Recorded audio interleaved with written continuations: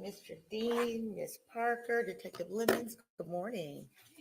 And Mr. Purse, Mr. Hilliard, good morning to you.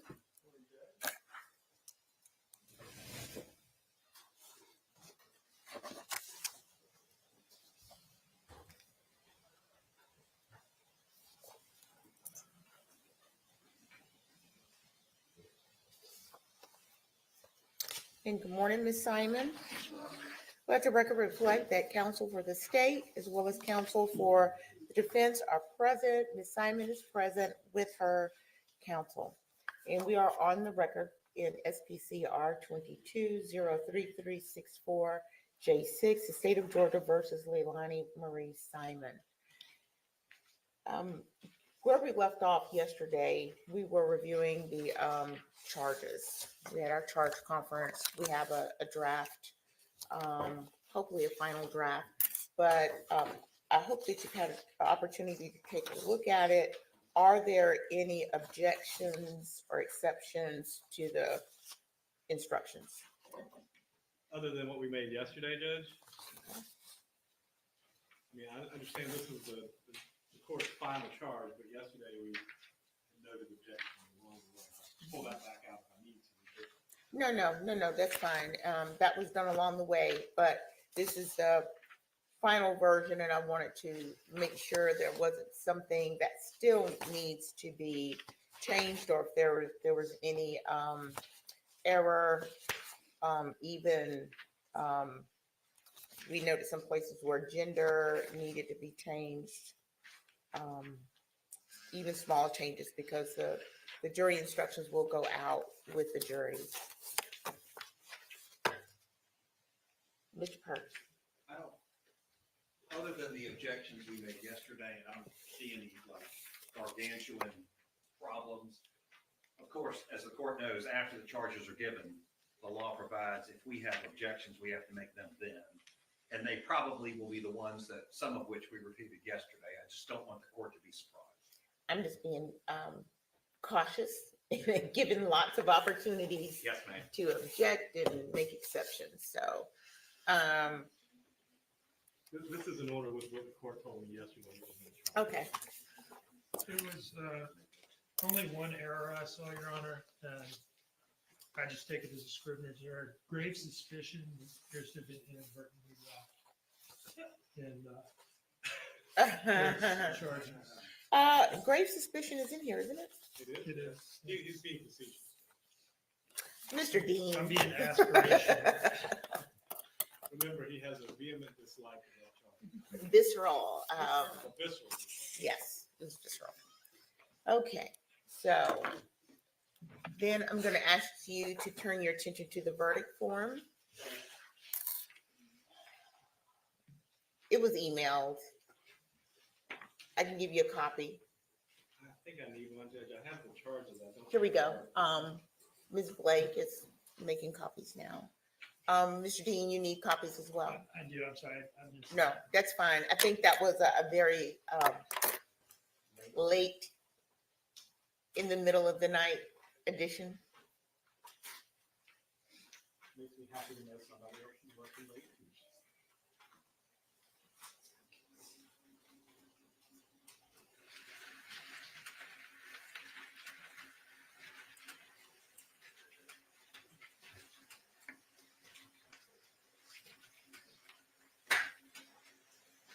Thank you, ma'am.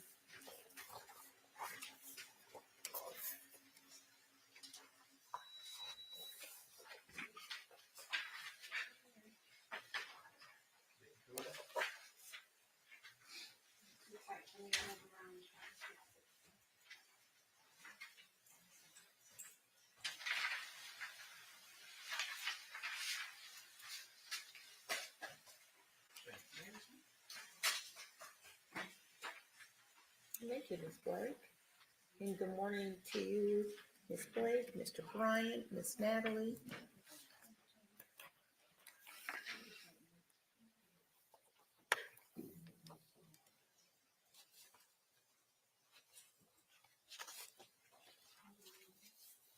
And let the record reflect that copies of the verdict form have been provided to both the state and the defense.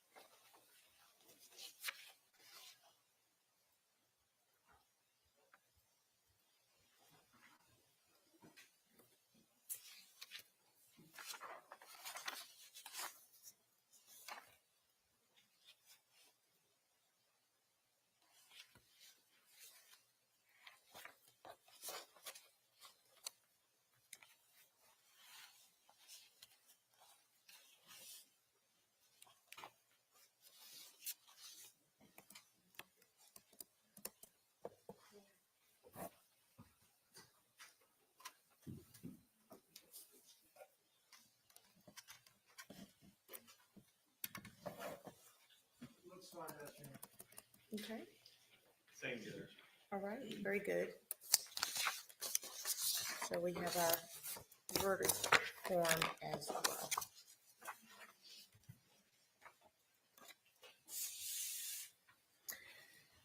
So, with regards to closing argument, Mr. Dean, will you be utilizing the opening and closing? I will do the first argument for the state, and Ms. Parker will close it out. All right, very good.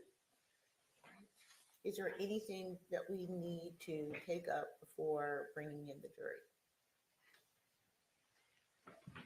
Not on behalf of Ms. Simon, Judge, no. Thank you. Is the state ready to proceed? At 10 o'clock? Right, right. That's what I thought too. Where are we? Well, we didn't need to be here as early as we are, did we? Mr. Hilliard, I think you wanted us here at 9:30. At least that was the soft suggestion, and I said 9 o'clock. Yeah, 10 o'clock. So 'Cause we still have to are bring ready the to proceed at 10. jurors. That's fine. So, but otherwise, you're ready to proceed, Yes. and Mr. Hilliard as well. Yes, sir. But yes, at 10 o'clock. But I'm just trying to make sure that we cover all of our bases before we bring the jurors in. So at 10 o'clock, I expect that we will bring them in and get started right away. All right, any questions at this point? Oh, yes. Let's do that now. And we want to know if Mr. Bean or yourself are going to be using the exhibits for the closing. Because we have them separated. I'm not. Okay.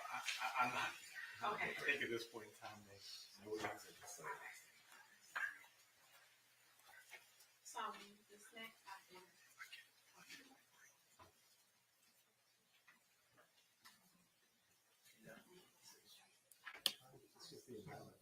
Yeah, the snack was this part.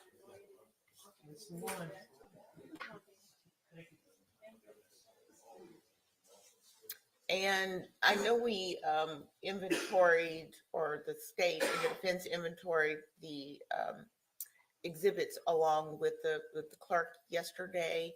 Will there need to be anything further with that before we get to that point? The only thing I can think of, Your Honor, is there was one PowerPoint that I didn't have a printout. Typically, I did them. If they have video or something like that, I'll have a disc in addition to the printout so that they're reviewing court and see moving parts in the PowerPoint. There was one, I think it was Sergeant Coleman's video footage presentation, where all I had was the disc, and I indicated to the court that I intended to print out a paper version of it and change it to, 63A and B as opposed to just the one thing. I think we need to do that between now and 10 o'clock. Mr. Hilliard? Well, I usually just look through it before we send it back to the jury, Judge, and deal with any continuing witness issues at that point. So, And again, I'm dotting I's and crossing T's before we even get to that part of the alphabet. So, all right. So with that, we'll recess until 10 o'clock and we'll begin closing arguments at that time. Thank you. Just out of curiosity, Judge, how much time do we have a piece per the rule? Was it 1 hour or 2 hours? It's 2. 2 hours. All right. Thank you. We're in recess.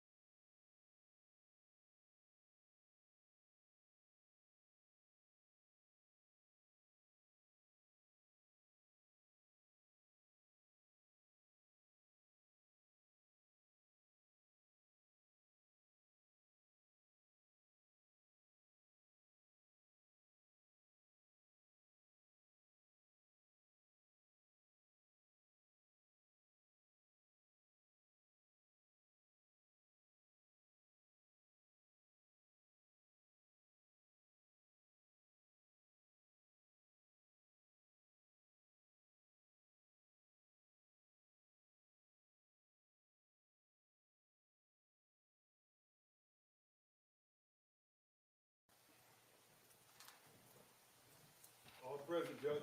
All right, good morning. Please have a seat. Welcome back. Thank you for your work, your attention, the energy. We're at that stage now where we will hear closing arguments from the state as well as the defense. After closing arguments, the court will give you instructions at that time. So at this point, though, I'm going to turn to the state to begin. Last Monday, during opening statements, I made a couple commitments to you. All right, these are very basic commitments. I told you that the evidence was going to show that the defendant killed her beautiful baby boy, threw him in a dumpster, and lied about it a whole bunch of times while law enforcement picked apart her multiple ever-changing stories and dug Quentin out of the window. Now, what did the defense tell you that the evidence was going to show? The defense told you that this case was going to be about rumor, speculation, gossip, innuendo, words like that. What happened after that?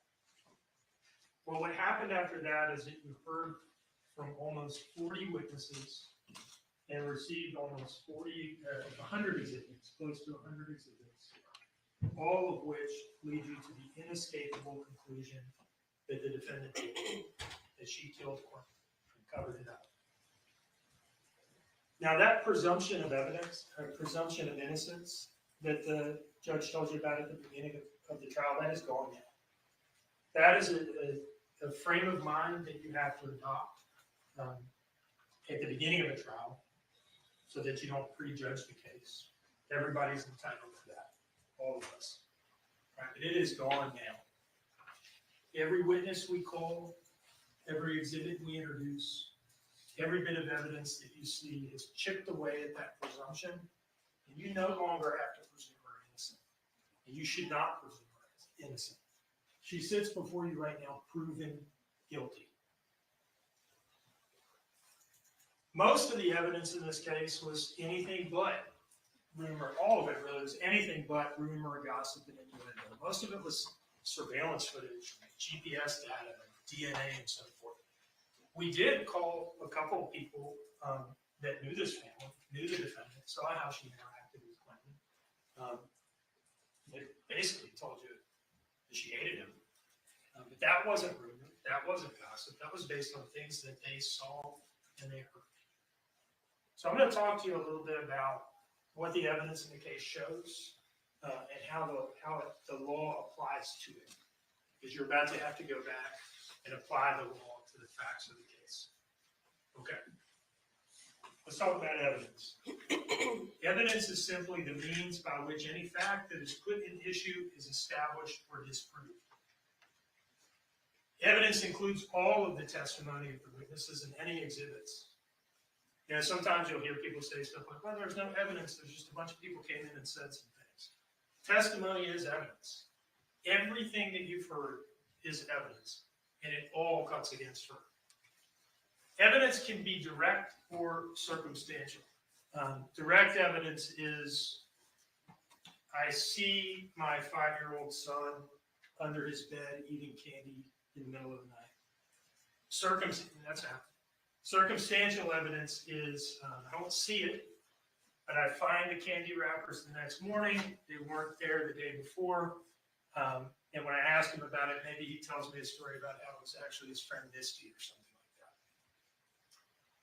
There is no legal difference in the weight that you may give to either direct or circumstantial evidence. It's all evidence, just the same. Now I'm going to start with the 204 trip as I go through the evidence and what it shows. Okay, everybody knows about the dentist and going to Cheddar's and picking up the kids and everything. We don't need to start at 5:30 in the morning. We're going to start with the 204 trip. Because this goes directly to the state of mind that she was in when she did this. Now, she told them, and you heard her say why she went on this trip in the first place, what prompted it. And it was another argument with Danny about how he doesn't pay enough attention to her. The evidence has shown that this defendant craves attention. She needs attention, specifically male attention. She needs it like you need oxygen. That is what is going on with her. You mentioned that you and they had some sort of argument. You were frustrated. Yeah, I was frustrated. It wasn't like an argument. It was more like I don't understand why you don't believe that she needed type stuff. So once again, I was going to work this. Pretty much. And the only way I could make myself get away from that and to try not to get 100% into that type of mindset was to take off further. She told Bridget Brock the same thing. We talked about leaving, you're leaving, and I think you and Danny had an argument too at some point in time. It was because of the lack of sexual attention that I was getting frustrated with. That's the whole reason why I left anyways and came up with the reason. Okay. When she's not getting the attention, the amount and type of attention that she feels that she's entitled to, that she craves, that she needs, it makes her feel worthless, and it puts her in a really bad state of mind. And that's what was going on tonight. And of course, it's exacerbated by the tooth and all that stuff. So at 10:22, she opens this dining room door and she goes out to the Dodge Journey. That's the only door anybody really uses coming and going from this house. It takes you right in the dining room. You come right out of the driveway into the dining room. And she goes to the Circle K, and she's looking kind of rough. Her face is swollen. She's got a blanket wrapped around her shoulders. She's not in a good way. She's in a bad way. And she buys 2 Natural Light Tall Boys and 2 cigarillos. Now, the beer might have been for Danny. That seems to be how she gets out of the house without telling him where she's going, having her run and pick up some beer. But the cigarillos, those were for her and Craig. That's who she's looking for. All right, there's messages between them in arranging these prior meetups where he's asking her to pick up rolling papers. He's talking about needing to find a room, I guess in his mom's house, I think is what he says, out on Arkwright Road, where they could find, where they could smoke.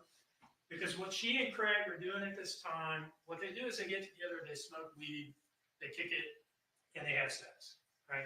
That's what the evidence shows is what was going on between them. And she has been doing this a lot in the week plus leading up to this. These are all messages from her to Craig that are in evidence, and you can see them. September 25th, 2 in the morning, on the way. September 22nd, just after midnight. Okay, I'm passing Quaco now. September 28th, 10 p.m., on the way now. October 1st, 1 a.m., I'm about to head that way probably. Just probably can only stay for a couple hours. A couple hours. These people are spending a lot of time together. October 2, about to drive over there actually. October 2, that was in the morning, this is in the evening. About to head over there and grab his ass at 40 so he'll shut up. This is what I was talking about. The way she gets out of the house and goes over here, she tells Danny she's going to make a bigger run. Now, it's not just about the sex, all right? It's that he is providing this attention and affection that again is like, it's like air to her. She has to have it. He's sending her messages like, this is in the context of her complaining about Danny and how he's not giving her what she wants. Craig is sending her messages such as, don't worry, it will be okay, I got your back. And she's replying, I know you do, and I got yours all the way. This is what she needs, this is what she craves. And this is what she is looking for that night. The evidence essentially shows that Craig was like her emotional support drug dealer at the time, okay? And these are texts between her and Danny. Now, she had not told Danny that that's where she was going. She mentioned, she must have just mentioned the Circle K, the convenience store run. And the reason I say that is at 10:32, when she's leaving the Circle K, she tells Danny, gonna run to 204, I guess. He did not know that that's where she was going because he responds, oh, okay. Be safe, I guess, my queen. I will be, and I'll be quick, I promise. And she had told him that before. He says, I hope so. So now she's on the way out to see Craig. 10:36, the dining room door opens. And that's Paul getting home. Danny texts the defendant 2 minutes after that door activity. Paul showed up and is going to bed. Now, Paul told you that after he got something to eat and went upstairs, he was in the bedroom and pretty much out of play for the rest of the night. That's direct evidence. Danny told you the same thing. That's direct evidence. The defendant in her interviews said the same thing. That is direct evidence. And Paul's phone activity provides circumstantial evidence supporting this. There's this exchange between him and a coworker where the coworker asks Paul, what time are you going in tomorrow? And Paul responds with a 2-digit response, 12. That's at 11:40. He told you at this point I was laying in bed and either asleep or going to sleep. And the guy sends him 2 more messages and Paul doesn't respond. That short response and then the lack of any response to those 2 following messages is circumstantial evidence that what all 3 of them told you, that he was up in his room and out of play, is true. So that's what I mean when I say all this stuff is evidence, direct and circumstantial. You can look at this stuff and tell what happened. Back to Danny and the defendant's text messages with him. 10:41, she tells him, I'm about to turn on to 204. He says, okay. And then you get this series of text messages. Now, again, Danny told you that he was asleep. Okay, he told you that he was asleep or close to it when she got back from 204. She said that in her early interviews when she was all in on the abduction between 6 a.m. and 9 a.m. story, and it didn't occur to her that she might have to, at some point, throw Danny under the bus and pretend like he was awake. She said that he was asleep. And there's a series of, so that's direct evidence, those 2 things. Now there's a series of messages that provide circumstantial evidence in support of that, strong circumstantial evidence. The only way to read these messages is this is a dude who just wants to go to bed and is in the process of doing that. 10:44, he says, thank you for the little bit left, baby, so sweet, no lie. Now, he was straight up with you. He told you this is a reference to a very small amount of cocaine that she had left for him. He wasn't trying to hide anything from you. And he went to sleep not long after this. And you heard from Special Agent Snyder that drugs affect people in different ways. And cocaine, in his experience, cocaine does make some people energetic, some people sleepy. It kind of depends on the individual person's physiology. And so these messages go on with Danny just trying to get her home because all this guy wants to do is go to sleep because he's got to get up for work in the morning. And the fact that he does get up for work in the morning at 5:20 is further circumstantial evidence that he was asleep and out of play, was not involved in any way, and had no idea what she had done. 10:45, I love you. Please come back so we can crash together. 10:51, or not. 10:52. I guess I'm going to eat this food and try to stay up for a few. 10:56. I don't want to be tired, or you to be tired either. Now, there are a couple, I've taken them out. There are a couple responses from her in here, but they're like one word. They're kind of like stiff armor type responses. Like, leave me alone. I'm not really talking to you. 10:57. And I know you don't feel great. I don't know how you're still up. 11:01. Now, what is this message? This is a good night kiss from Danny. This is Danny giving up on it and going to sleep. I guess I'm not waking up. I'm crashing. You're doing whatever it is that you're doing. I'm going to bed. Now, what is different about this night than all the other nights involving Craig? Again, this is the guy that she's going to for the attention that she needs at a time where she's upset and in a bad state because of the tooth and because of Danny, and she wants to go there and get what she needs and craves. Unfortunately, Craig wasn't there. He told you that. It was unchallenged on cross-examination. I think Mr. Gooder just asked him to repeat that. You weren't there? All right. And that's why she's only there for 10 minutes. She was in a bad enough state this night that this was a pop-in. There were no setup text messages like there had been on other nights. She just drove over there and tried to catch him and he wasn't there. So now she's going home. Hasn't gotten what she needed from Danny and hasn't gotten what she needed from Craig because Craig wasn't there. That was the point of the whole Craig thing, the messages and then putting them up. It's just to establish that he wasn't there and he was not able to give her the male attention that she needed. It's not like a character assassination, like, hey, here's some salacious text, let's embarrass her. No, it's part of the story of that. It helps tell the story of what happened. And so she has to settle for $80 worth of Coke and Percocet from Tim Weston, who also lives out there, of the same family. She goes home and she enters that dining room door at 11:13 p.m. You saw the GPS and everything. It all lines up with this. We don't need to look at that anymore. I think you all got it, the GPS stuff. This is like 15 minutes after Danny's last text to her. The dude is asleep or close to it. And so she's the only one who's up. And she's the only one that's agitated. And she's the only one that hates the kid, that hates Clinton. And she's the only one blowing Coke all night and stewing about how unhappy she is and how she's a victim and everybody's mistreating her. Let's talk about we talked about circumstantial evidence. Let's talk about the circumstances of this period of time. 11:13 p.m. until when she's taking Quentin's dead body to a dumpster of Azalea.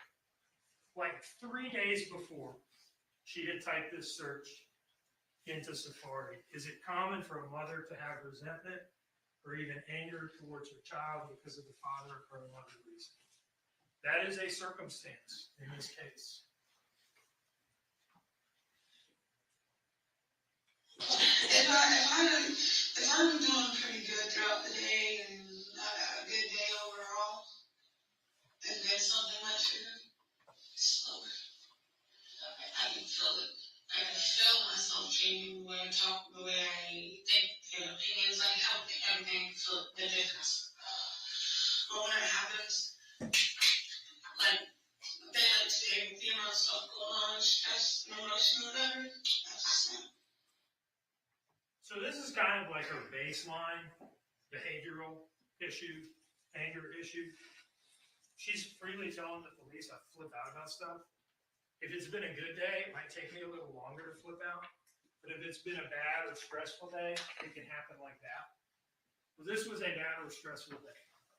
She had her tooth pulled. She says 1 million times that she was in pain and couldn't sleep. And so this would be one of these days where the snap would happen quickly. This is evidence. Another circumstance is that baseline behavioral anger problem, propensity to snap, is exacerbated by the drug use. So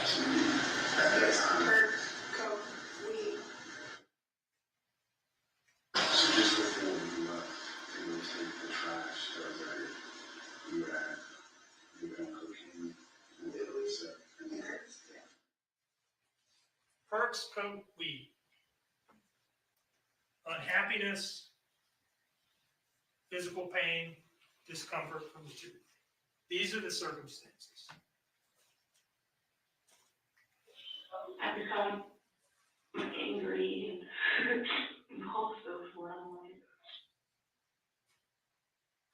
That's her talking about cocaine. So this is where she was at in that period of time where she's all alone, stewing in her own unhappiness.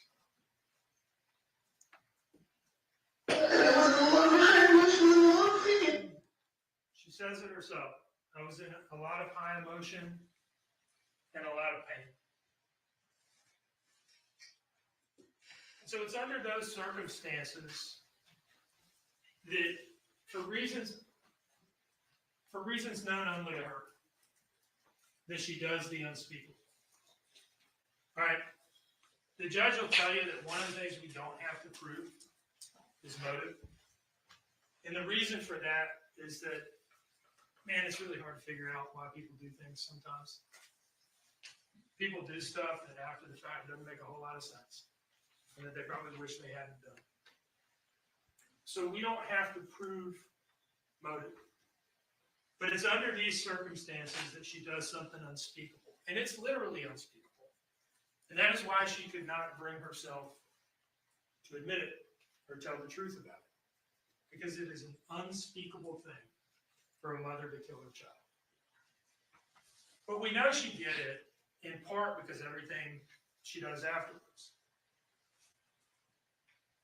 Her flashlight is on for 20 seconds at 1 and 2 a.m.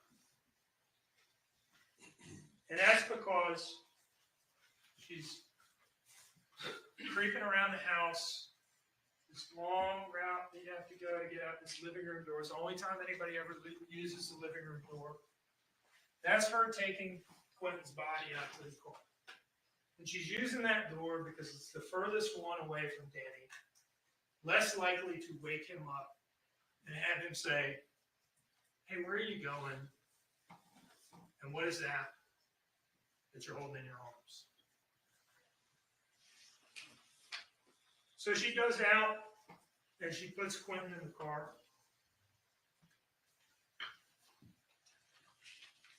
She goes back in and out a couple times at 107 and 110. She's going to want to get some shoes on, get her wallet. She's very careful about not getting stopped by the police and not drawing any attention to herself on this trip. That brings us to the second trip, the Azalea trip.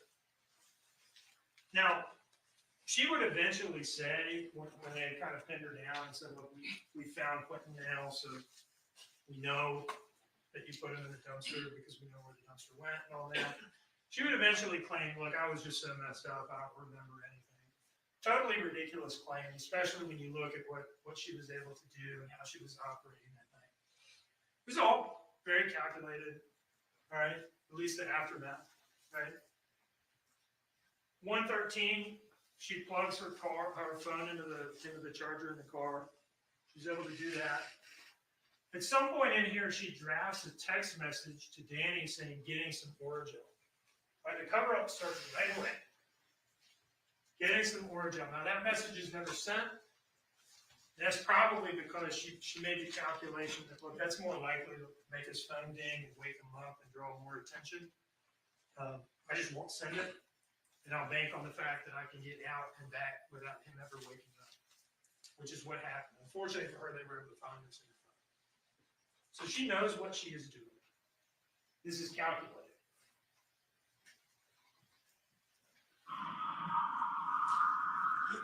She turns from Buckhalter onto Ogeechee Road. Hopefully this video will cooperate. This morning we're having a little bit of a problem with it. She's coming to a complete stop. She's using her blinker.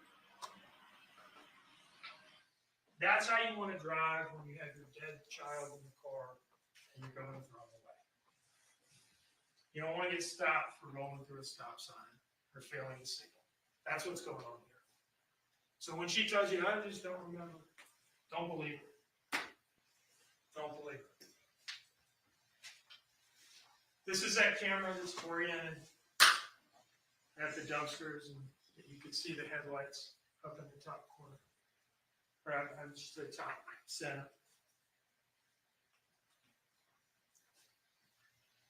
Now, I've left this whole video in here.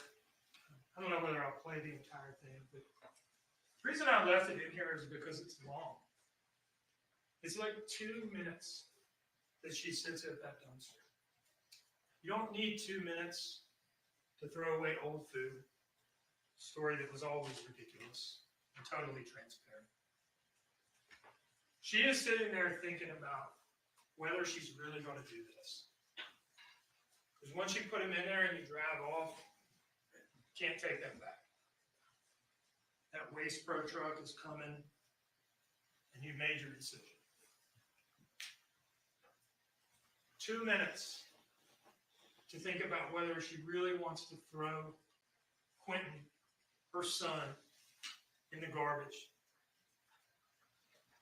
such that he gets crushed into pieces by a compactor in the garbage truck and ground into pieces at the landfill. She thought about it. She thought about it. And she chose to do it. And there was that bit in her October 12th interview with Special Agent Snyder that was so telling. She's given this ridiculous story about throwing away the trash. And he puts in front of her a picture of that camera on the trailer right across from the dumpster that points at the dumpsters. And he asked her, what are we going to see when we pull the footage from this camera? Now, unfortunately, that camera didn't work, despite the best efforts of everybody at Chatham County Police Department, the local FBI office, and the digital forensics analysis unit at Quantico. Just didn't have footage for this time period. It was an interior camera that was not ruggedized for the elements in the technical language of Sergeant Coleman. But she doesn't know that. And so she thinks that what she did there was caught on camera. And it's a rare moment of truth, because Special Agent Snyder asked her, what are we going to see when we look at that footage? What are we going to see you do? And she tells him, you're going to see me open up the trash, look at it, close it up, and put it in the dumpster. Tie it up and put it in the dumpster. And he asks her, it's a sensible question, why? If you're just throwing away old smelly food, why do you need to look at it? She doesn't really have an answer. What she was doing was looking into the face of her dead son, Quentin, one last time, and making a conscious decision to tie him up and throw him away like a piece of trash. That's what that means. So think about that. Think about that, what that would have looked like in that moment, in that bag. It's easy for these things to become abstractions, the Azalea trip, the Origel story. But think about that. That is a real live child. Well, not anymore. That is a real child in a trash bag being thrown away. And then she eventually pulls off. When she does that, she commits the offense of concealing the death of another. That's count 4 in the indictment. You conceal the death of another when you unlawfully conceal someone's death in a way that hinders the discovery of whether they were unlawfully killed. And I would say it did hinder the discovery of whether he was unlawfully killed. It took them weeks to find him. Really, the only reason to do that is if you unlawfully kill him. I mean, that is a hell of a thing to do. That is a hell of a thing to do. And the only reason to do it is if you have to do it to try to get out of a murder charge. As she pulls out, still driving carefully, coming to a complete stop.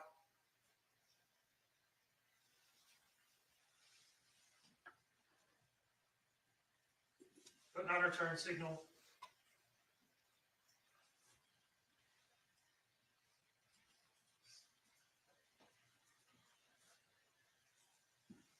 Anybody who's ever gone out to dinner and had 2 drinks and driven home and just didn't want to take any chances knows exactly what she's doing driving like this.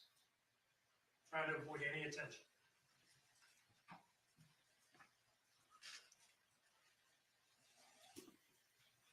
The next day, she would talk about a couple times. Once in this interview that you watched, and according to the testimony of Detective Lemons, once when they were outside smoking a cigarette. She talked twice about the importance of the first 24 hours of a missing persons investigation. And nobody knows it by the time it hits tomorrow morning. You're already past the time.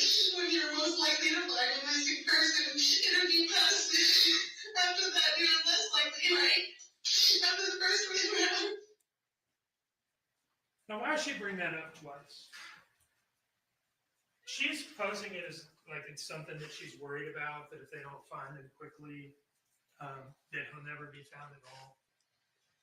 What is going on here is it's exactly the opposite of this. This is not a fear of hers. This is her hope. All right? She might be calculating. She might be manipulative. But she's not necessarily that smart. Okay? She does not understand that when a child goes missing, they pull out all the stops.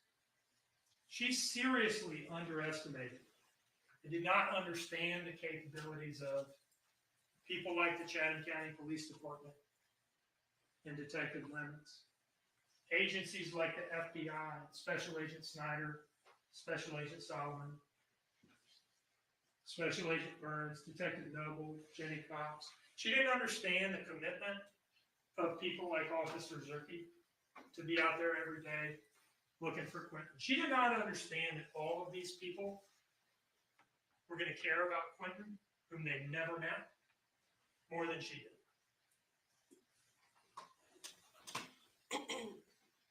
By 1:26 in the morning, she's home and she's unplugging her phone. She's going in that dining room door. 1:39, she goes out again. And then there was this, her phone being unlocked from 1:47 to 2:01, a little less than 15 minutes. And I asked Special Agent Burns, could you tell what she was doing on her phone at that point? And he said, gosh, I can't say for sure, but it looked like she was scrolling Facebook based on my training and experience, and he's got a lie. She's sitting there on Facebook trying to calm herself down and level out a little bit after doing this thing so that she can go to sleep and pretend like everything's normal and further the cover up in the morning. 2:01, dining room door opens again. 2:04, it opens. 2:36, it closes. And here's what she had to say about that. She says that that's because she was still frantically blowing lines, going outside, smoking cigarettes, smoking weed, coming back in, blow another line, repeat the cycle. And so you're doing it because that's while the back door is opening and shutting.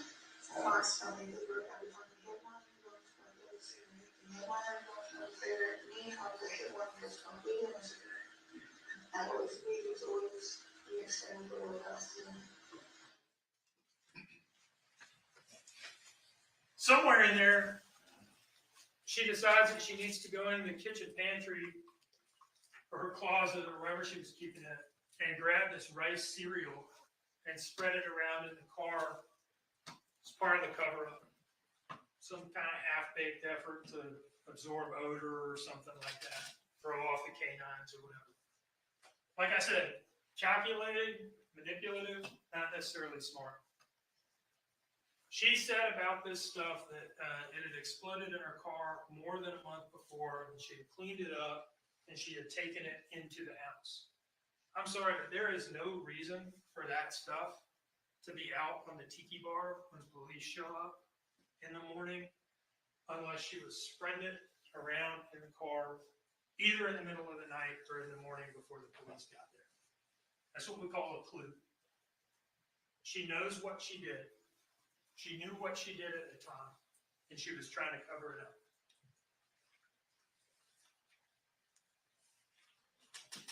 $5:20, Danny gets up and texts the babysitter, hey, the kids are going to stay here with her today, Miss Michelle. Now, there was some effort made in trial to make this look like shady or nefarious on the part of Danny. And sometimes you have a fact like that where initially when you hear it, he texts the babysitter that they're going to stay here. That's maybe a little weird.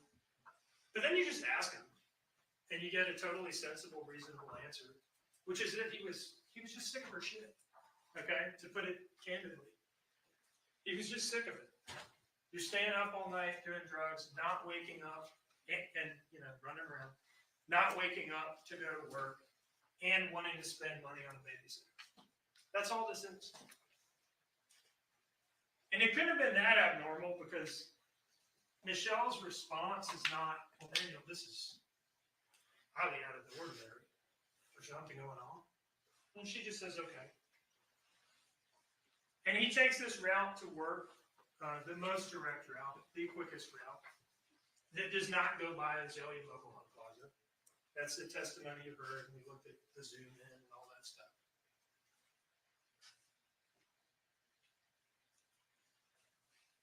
She eventually wakes up, and now it's time to launch the story.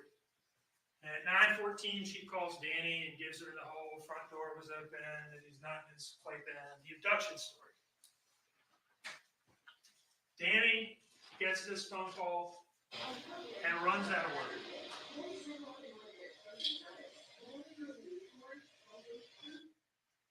He does not know what is going on. He has no idea what she has done. You heard him talk about, and his boss, Dave, corroborated this, that Danny left his North Face jacket and cigarettes there. He would not, you saw Danny. He's a nice enough guy, I guess, but he's not sophisticated enough to know he was involved in this, that he needs to begin acting before he's ever like home talking to the police. It just would not occur to a guy, if he's somehow involved and is trying to disguise that, to start acting at work before he ever even gets home. He runs out like this because he believes what she is saying. He believes what she is saying. He certainly wants to, he doesn't want to believe that she did anything. So he believes it. That jacket was important to him. He was talking about it. He mentioned the brand twice. It's my North Face jacket, my North Face jacket. It's an expensive jacket. He would not have left this thing there with his cigarettes in it unless this is an organic reaction, a real reaction, a genuine reaction to something that he believed. He doesn't even clock out. Dave Mullins told you that this little triangle up here means that somebody had to manually clock him out. And Dave also told you that he saw him in the parking lot and he was visibly crying. That is real. All of this, Danny told you that he didn't know. That's direct evidence. This is all circumstantial evidence that strongly supports that. There is no reason not to believe him when he says that. 6 or 8 minutes into that phone call, I think it's 8, she opens the front door. I told you we were going to see this in opening statement, and you did. She's on the phone with him saying, the front door was open and Quentin's gone. Meanwhile, she's opening the door and staging the scene. And she wanted to say in those interviews, well, the front door sensor's not working. How do we know? How do we know that that data is reliable? Well, again, the police work in this case is phenomenal. Detective Noble told you he sat down with those records that he got from ADT, and he pulled up the body-worn camera footage of the police officers that responded to the scene, and he looked at the timestamps on the body-worn camera to see when they were opening the door and seeing how firm it was. I think Lieutenant Foster talked about that. And he cross-checks those timestamps in the ADT records. That's evidence. That door sensor was working, and this is exactly what it looks like. This is part of the cover-up. She should have opened the damn door before she called him. Finally, at 9:39, she calls 911. Now, she doesn't want police attention. She's trying to run out a 24-hour clock. That's how she thinks this works. If they don't find him in 24 hours, and pretty much gotten away with it. She doesn't want police attention right away. She only calls the police because Michelle comes over there and tells her, like, you really need to call the police. Your child is gone. And that's when we get into what has a heading in the indictment of the falsehoods on October 5. Now, I typed up this indictment. I called these things falsehoods in there because at the time of indictment, nothing's been proven. And falsehoods sounds a little softer maybe than lies. I'm going to go ahead and call these things lies now. Okay, because we're at the end of this thing and we've proven all of this. The lies on October 5th. Count 5, false report of a crime. She committed this offense by implying that Quentin Simon had been abducted by an unknown intruder. Now, initially, It was just an implication. I woke up about 9 o'clock, 11, 45, 6, so between 3 hour period, somehow the front door is unlocked and the sun is not in this blanket. She would go on a little later that day to state this a little more directly. Accident. There was no somebody falling. There was no horse playing. There was no door being looked over and a child walked outside. There was none of that. None of it at all. Then, the whatever happened, somebody picked that baby up out of that blanket and they took him with them. That's what they did. There's no way he can get out of that blanket on his own. No way. Of course, there's the whole deal with her telling Detective Wilkins that she went to bed at 12 and woke up at 9. So this thing starts falling apart almost immediately. So when's the last time you saw your son? When I went to bed last night. And what time was that? Do you remember? Around 12. 12? Okay. 12 hours. But I was in TV room yesterday. I'm sorry, that's us. So I went to bed kind of late. I get you. Listen, I have them too. So I got up this morning about 9. Detective Robbins sees the car on the flock camera hitting previous night, relays that to Lieutenant Foster, and Lieutenant Foster goes and gets the first version of the Origel story. Okay, so where'd you go? Right around here, that Chevron. My friend that I used to work with, she got worked up there and her next day went home. You know, as one does, leave your house at 1 in the morning to get a topical oral anesthetic from your friend. And Danny, of course, is looking at her like, what is this woman talking about? I've been home from work for about 3 hours now, maybe 2.5, and I've never heard a word about this. So then they go to headquarters, and she continues the lies of October 5th. Count 6, making a false statement by saying that the purpose of the 204 trip was to pay an existing drug debt, paying off a $20 weed front. We're looking at an $80 cash app, and she later admits that it was for Percocet and cocaine. And at that point, you didn't get anything. No, I just paid him $20. I gave him $20 in my life, and it was a couple days ago. Each one of these lies, on each one of these days, is a separate crime. Count 7, making a false statement for saying that the only controlled substance of which she was a regular user was marijuana. And you'll remember this flowery lie that turned out to be totally untrue. Like in a big way. Like anything, anybody ever worry about anything with me is not me. Because I was weed. I'll be honest about that. Everything else, no. My mom was a drug addict. I watched her OD. Because, you know, she covered up for reasons of fish. So I said, no. Anything that's not homegrown or bought at a convenience store, I don't want. When I mean homegrown, I don't mean cooked on stove. I mean cooked on dirt. I don't know if that homegrown is wrong. Not creative. Count 8, false statement for saying that the only controlled substance she had used in the past 24 hours was marijuana. No, I did not. I did not take a Percocet right now. I'll go piss in the cup for you right now.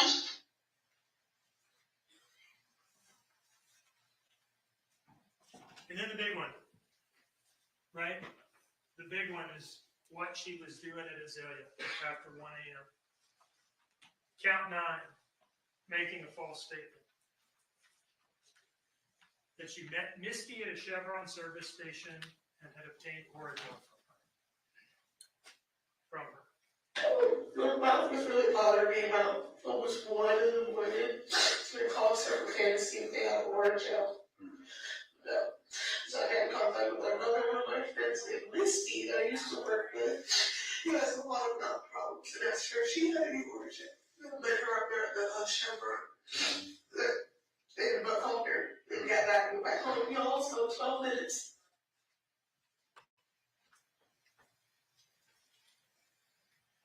And this lie is for the purpose of committing the offense charged in count 10, false statement by concealing a material fact. Most material fact in the case. That on that trip, she had in fact traveled to Azalea Mobile Home Plaza and there had discarded her son's weapon sign in a dumpster. October 8th, with Bridget Brock, more lies. Count 11. Again, stating that the purpose of the 204 trip was to pay an existing drug debt. Now, I told you in an opening statement that the evidence would show that she just had not had enough time to adjust to the new information of Misty saying, I didn't see her, and the cameras saying, we did. So her only choice at this point, because they confront her with this like during this interview, is just to double down. He left about 10:30 to 2 or 4 to get $20 or basically 20 bucks. Okay, and who are you paying the $20? Red. And what for? For me. For when? Okay. Count 12, false statement for concealing a material fact. The point of that lie was to conceal the fact that she had used controlled substances, that she was in a lot of high emotion and a lot of pain and using cocaine, Percocet, and weed. And again, that's because that circumstance contributed so directly to what she did to Quentin. Count 13, false statement for again stating that the purpose of the Azalea trip was to meet Misty, which again is not even her real name, to obtain Orajel. Let's talk about that, okay? Because Misty had talked to you. Yeah, she has. She has to talk to you in quite some time. Yeah, she But has. she did not have a conversation with you about the Orajel. Yes. So in your mind, you looked at all these timestamps and possibly you came up with a story that's partly true. No, that is But true. there's very, very many missing pieces, right? And in your story, you haven't been completely honest about where you were at and why you were I there. was 100% honest. I struggled like 360. I told my you give him the order that she gave me. Right, and that didn't happen. We've already interviewed this. I got the order that did happen. She said, I'm moving the side of my mouth. That's the reason why I asked for it. You have to stop saying this. It did not happen. Yes, it did. And again, the purpose of that is to conceal that material fact, what she was doing there. And we've talked about what that was. October 12th, making a false statement by again saying that what she had done in Azalea was meet Misty for Orajel. And by now the location has changed. It was the Chevron. Now it's, okay, you got me on the cameras at Azalea? All right, fine, I met her at Azalea. And I did. I did. So it may have been in Azalea, not the Chevron, but I did meet her 100%.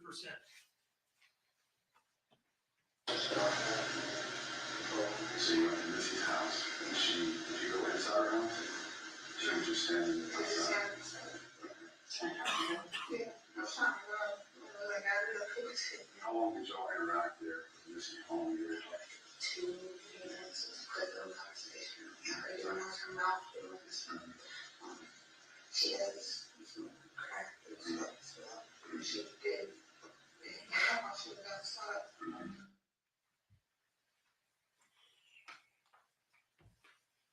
A few minutes later, she understands. She would have to be 100% truthful.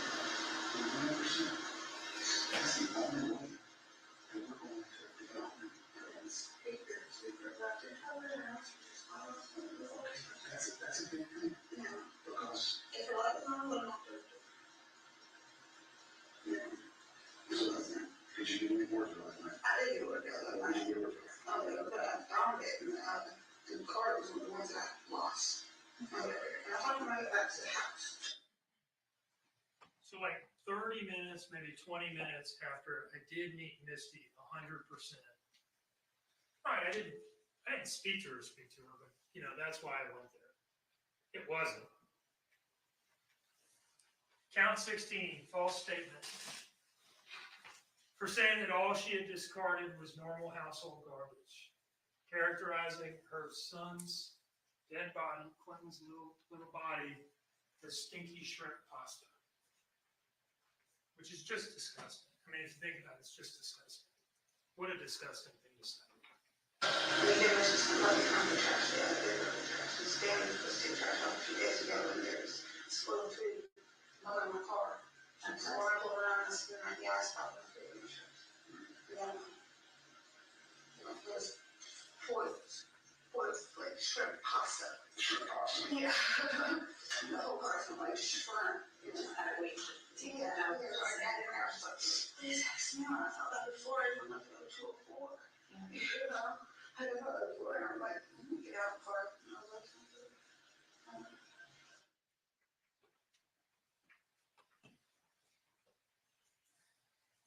it was stuff, but I didn't think anything of it, to be honest. It's just, I'm food, I'm in the car, see an opportunity, I put it out.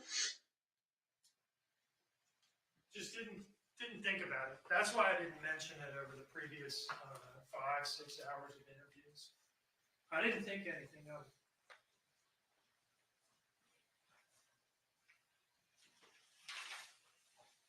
And of course, she's still concealing that material fact that she had discarded her son Quentin Simon in a basement, like a piece of trash.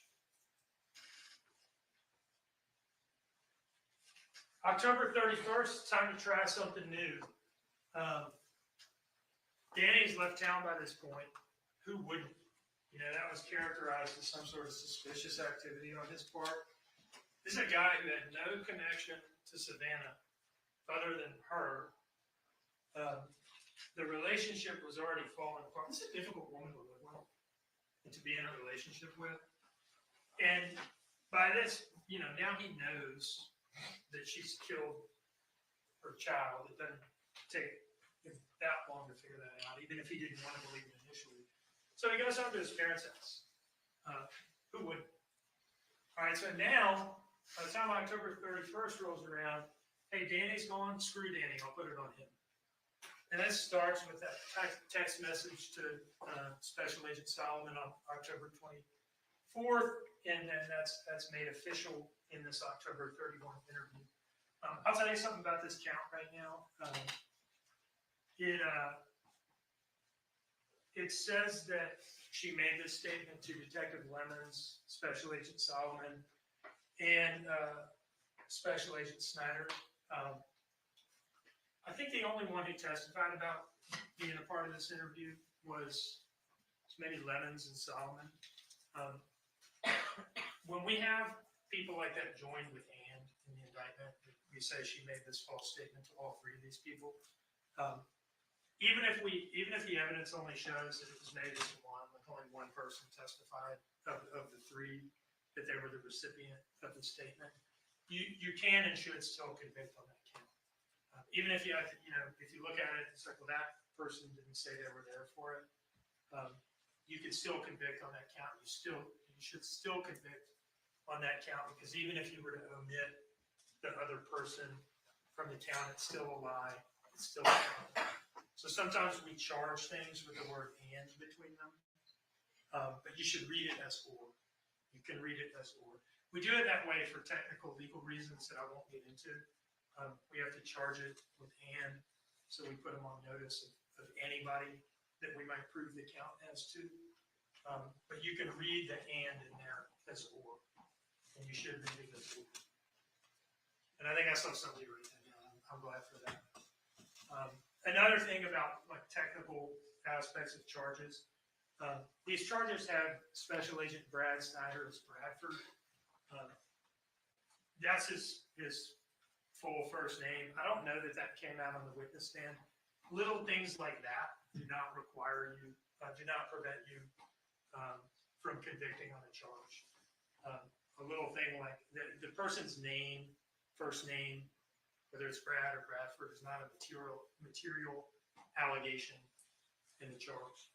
So little things, I mean, if it said somebody else entirely, if it said it was actually Joe Smith and that guy never testifies, that's a problem. But if he said on the stand that his name was Brad and the indictment says Bradford, you don't need to get wrapped around the axle on that.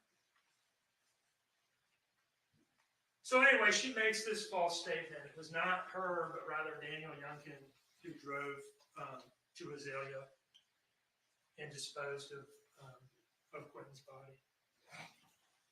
Now, that doesn't make sense for 100 reasons. One being that she'd already admitted to making that trip and given a false alibi for it, with a false explanation for it, like 15 times. And later, in her last interview on November 21, she would once again admit to it. But here's something even a little more probably direct than that. That same day that she comes in and says that to them, that it was actually Danny, she has this call with Danny, because he's still like entertaining her phone calls and things, even if they're not really together. And he asks her, where did you go when you left the house? And she says, like I said, I went to get Georgia. She doesn't say, what are you talking about, dummy? That was you. Remember, I was supposed to lie for you. She just once again admits on the same day that she's telling law enforcement that it wasn't her. She's admitting to Danny at a time where she doesn't think the police are listening, that it was actually her. So what did you do when you went out after I fell asleep?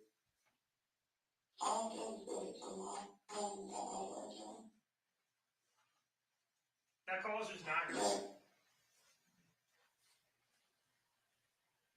That call is just not going to sound like that. If her October 31st statement is true. One, Danny's not going to be asking her, what did you do? And two, she's not going to be answering that question. She's going to be disputing the premise of it. So let's talk a little bit more about Danny. I talked to you earlier about some reasons that you can look at the circumstantial evidence in this case and the direct evidence of his testimony and her statements to know that. But there's some other things. She is telling him the same, throughout this thing, she's telling him the same lies that she's telling the police. And she's lying to him about what the FBI and police are telling her. Why did you lie?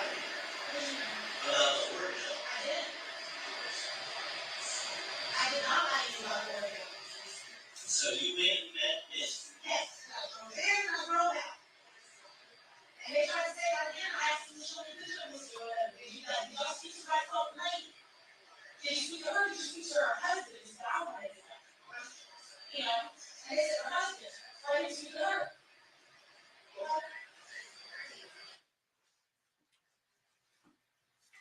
Nobody ever told her that they had only spoken to Misty's husband. She's lying to him, just like she lied to everybody throughout this case. And if he knew anything or had anything to do with it, their interactions in the hotel room just would not look like this. She would not have to lie to him. She would only have to lie to the police, to the FBI.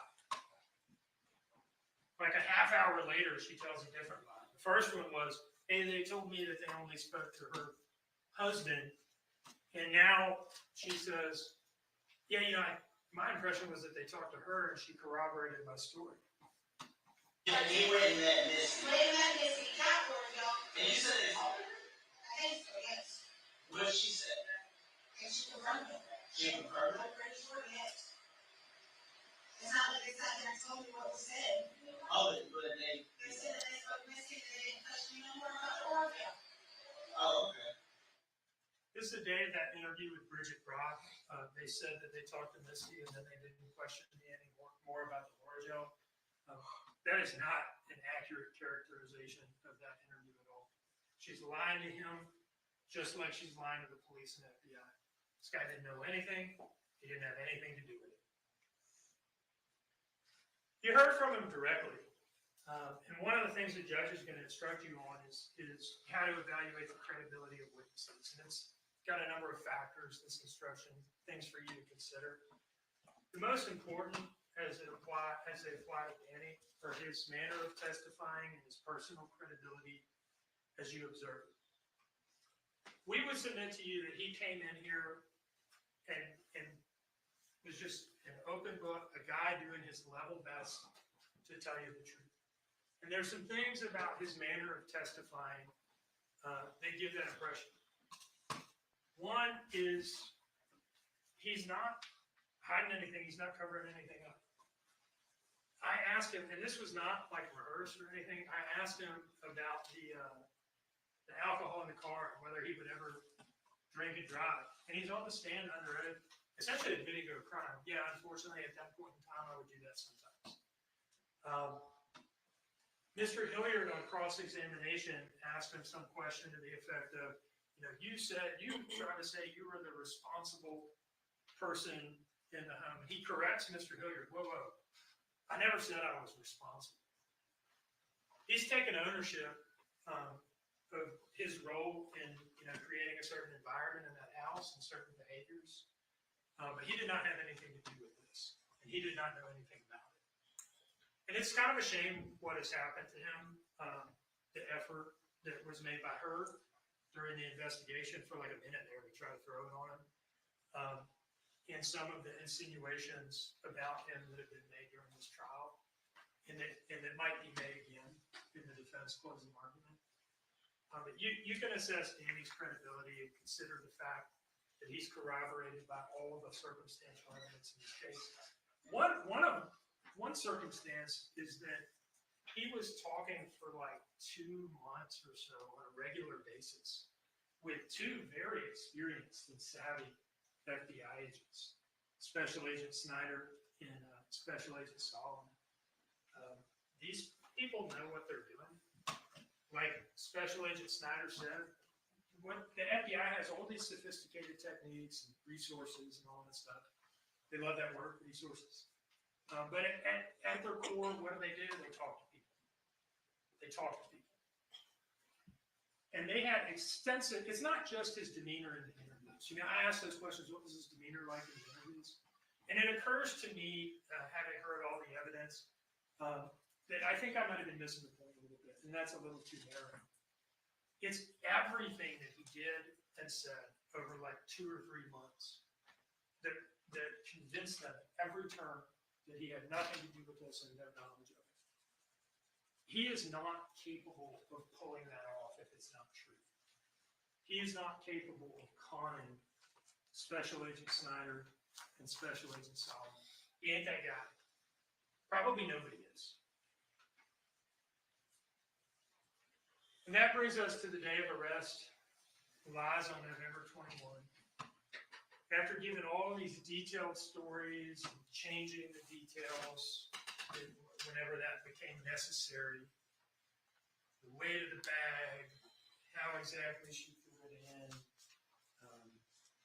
the exact amount, the color of the ties on the bag, all that stuff. Now, it's I just don't remember at all. I don't remember anything from when I got home from 204 and saw Quentin safe in the crib to when I was driving home from Azalea and hit the railroad tracks and jerked back into, forming memories, I guess. Just totally absurd. Totally contrary to all these detailed cover stories she'd given to that point. And contradicted even in this interview. There's this line of questioning where Detective Lemons asks her, was Quentin in the trash bag? And she says, well, there were actually 2 trash bags, which is a new fact. Yet another change. Even on the final day, she's still changing things. And then Detective Lemons says, is that what Quentin was in? Or did you use a bag to dispose of Quentin? She says, I don't remember grabbing a bag. I was focused on throwing away the trash. So there's 2 things going on here. One is that she is admitting that she remembers what she did with Azalea. It was like 30 minutes after she said, I just have no memory. And she's now describing details again. And 2, she's more or less admitting that, I threw Quentin in the dumpster. That's the only way to hear this. This is the closest you're gonna get to a confession from this woman. All right, you can read this as a confession to concealing Clinton's death by throwing him in the dumpster. What's the last thing you remember before? And then it goes to turning back to Zoe. Did you see him at that right when you got home, or something? Like you came home and did it lying in the meeting song? So what that was like, you like we were for that right trip, and that's what's the memory of all of that night. You know, and then yeah.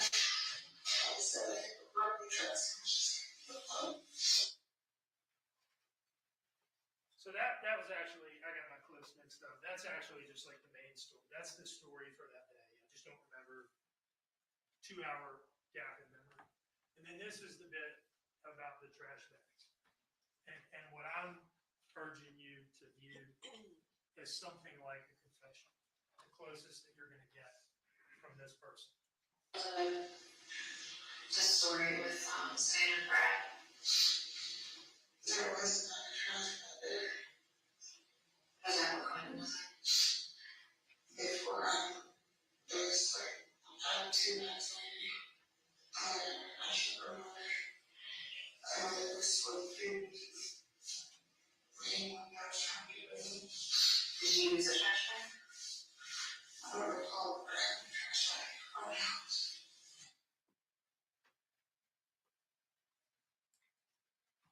And then there's this.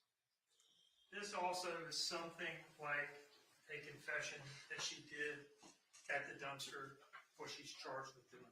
Let me show you something. It's gonna help with what Emily's asking right now.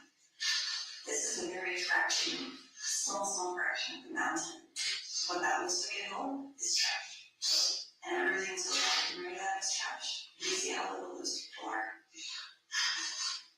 Do you think that we could have found him if we didn't know that you put him in the dumpster and we knew exactly where that dumpster went?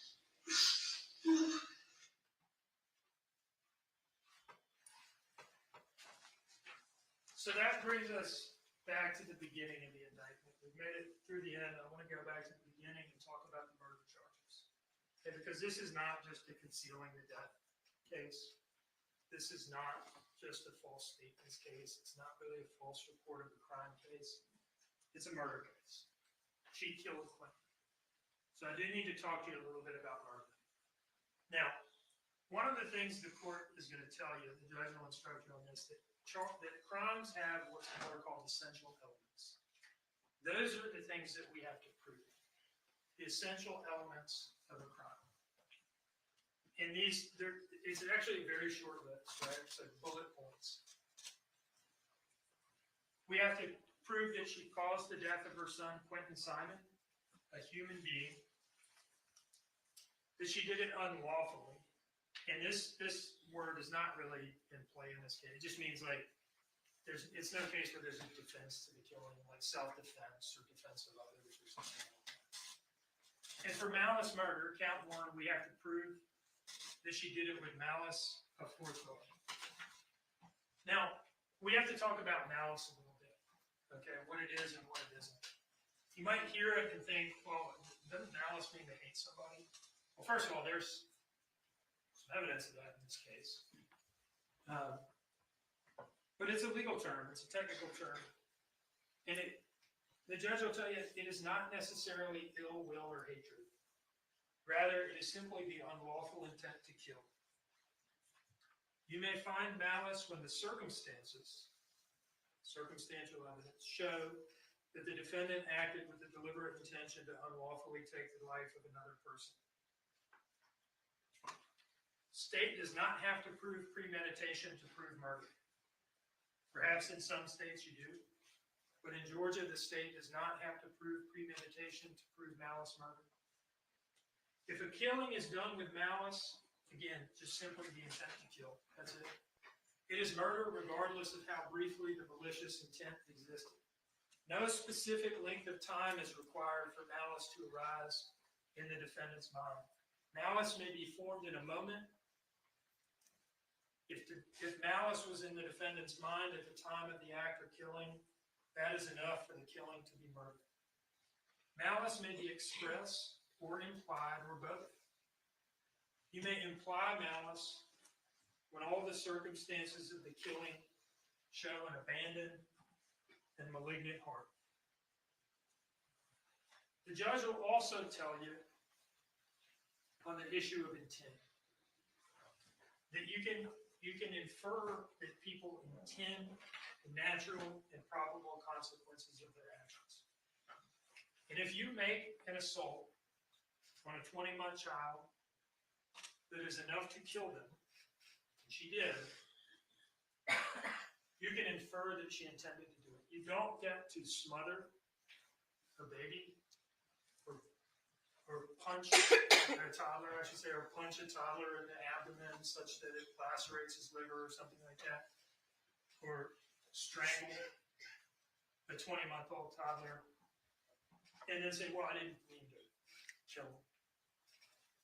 The only way to kill a healthy 20-month-old child is on purpose, straight up.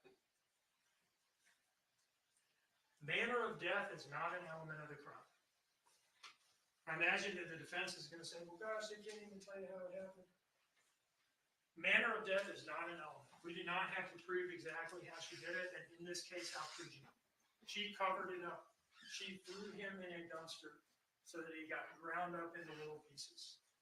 And now she wants to come in and say, can't catch me, you don't know how I did it. It is not an element that we need to prove. All the facts show that her intent was that he never be found at all, right? And that she get to just forevermore be the sympathetic mother of a missing child. Maybe go on, Dr. Phil every 5 years and appeal to the public for his return. And the next best thing for her, in her mind, is that he be so torn apart that the experts, despite their best efforts, can't tell exactly how she did it. But it doesn't matter because we don't have to prove it. And that is a sensible rule. That is a sensible rule. And I'll tell you this, if you get wrapped around the axle on that, you go back there and you say, well, gosh, how can we ever? No. You are getting played in the worst way. You are getting absolutely played. If you do that, you're bringing her plan to completion. You are telling her, hey, great job. You did a good enough job with the cover-up that you get to skate. Nobody likes to get played. Don't get played. There are 2 other murder counts on the indictment. Both of them are felony murder. Felony murder does not require the intent to kill. It just requires that you cause somebody's death in the course of committing a felony. Those 2 felonies, the first one is aggravated assault. You know what an assault is. It's just any kind of attack on a person of any sort.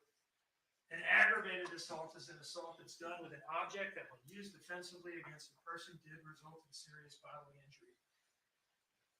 And it did result in serious bodily injury because Quentin is dead. The identification of what the object was is not an element. The object in this context can be anything.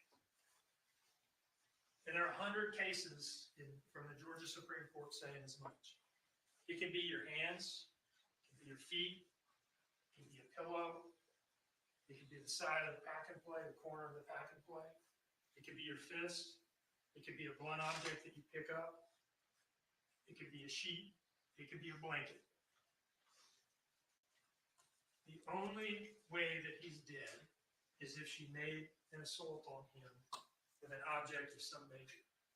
And we do not have to prove what it is.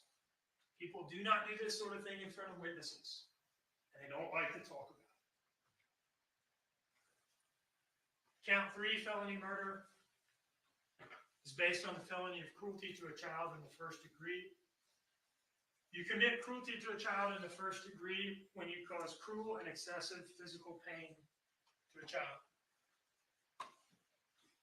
What counts as cruel or excessive physical pain? There's no legal definition of what counts as cruel or excessive. That's for you to decide. And this is pretty straightforward here, right? The thing that she did to him was enough to cause him to die. It hurts to die. Right, so she committed this felony. This count also, it has the word malicious in it. It says maliciously causes cruel or excessive physical pain. It's a different meaning of malice from in the context of malice murder, where it means intent to kill. Here it just means it wasn't an accident. Whatever you did on purpose. It wasn't an accident. And as with the previous two counts, the specific manner of the infliction of the pain, how exactly she hurt him, is not an element. It's not something that we have to prove.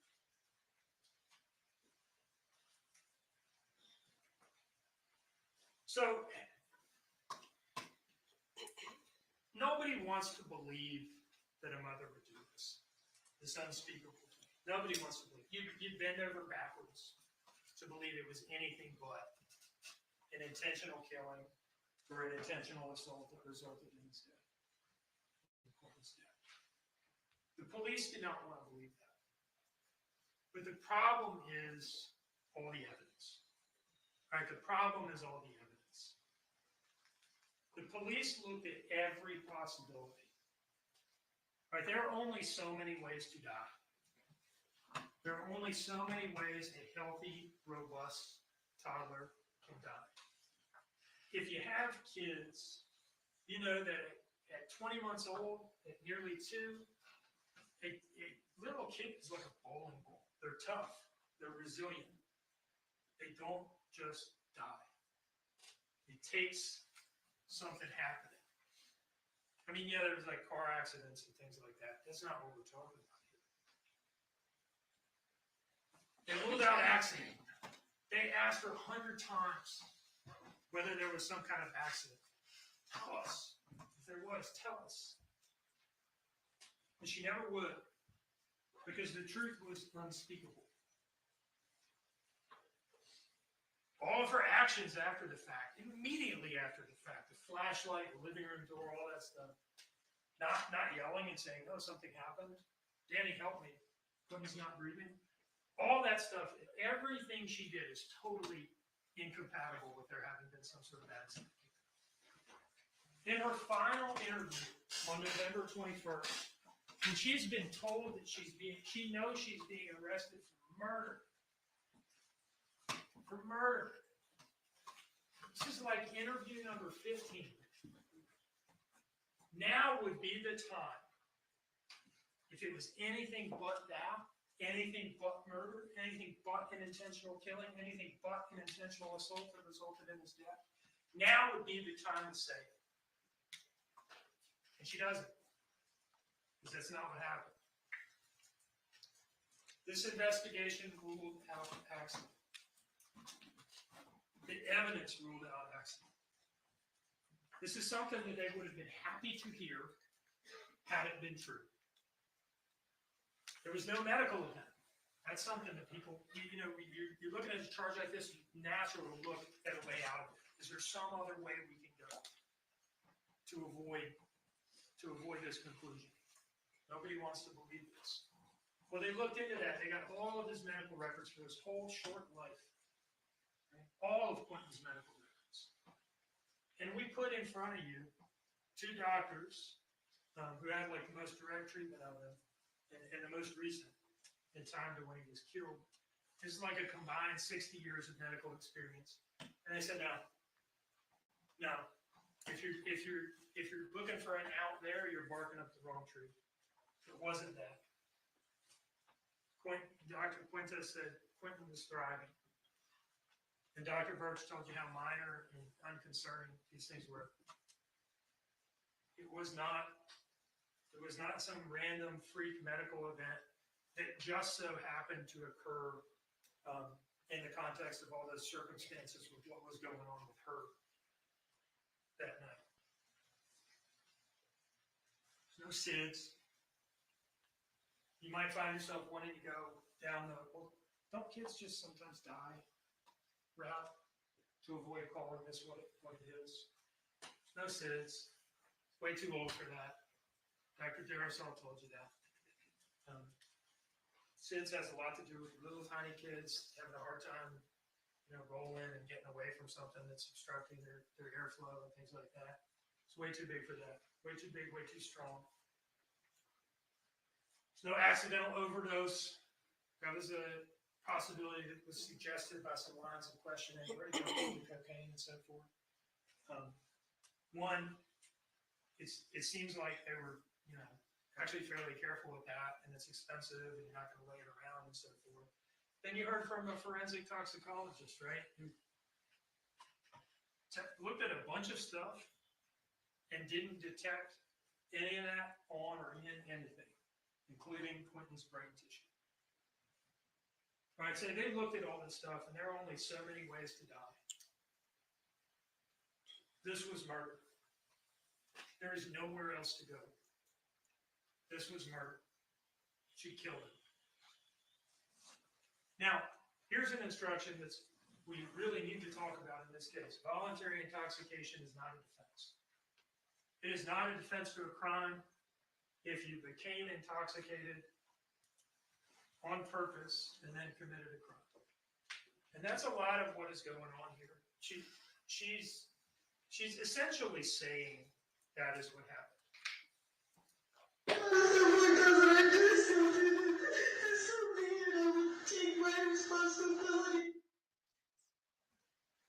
That is classic voluntary intoxication. Getting so fucked up that you do something.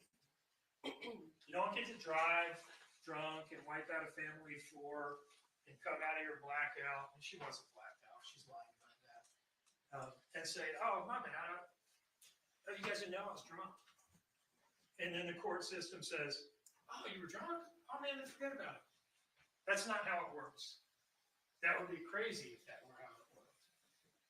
A huge percentage of people that commit murder are under the influence of something. But you're responsible for your own actions. And by the way, if you're intoxicated to the point that it's impacting your faculties, and what comes out is that you murder that child that you don't like, that was in there somewhere. Some people think the truth comes out when you're intoxicated. That was in there somewhere. This is not a defense. So let's just look at a couple of clips of the most she could say in her defense in this case. What do you think people are going to say when it comes out every time?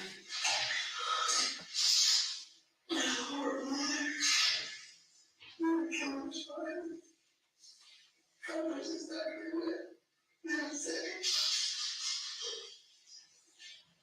I can see that. There's no intention on it. It's not that I was planned out. It's not like I wanted to. Lack of premeditation and it having been an impulsive thing is not a defense to murder. Most murders are impulsive, snap decisions. Every now and then you have a cold, calculated hit by like a contract killer or something like that. Most murders are just somebody snapping and killing somebody. And malice can be formed in an instant. There is nothing about what she's saying here that makes this anything other than murder. And this sounds like a confession to the state.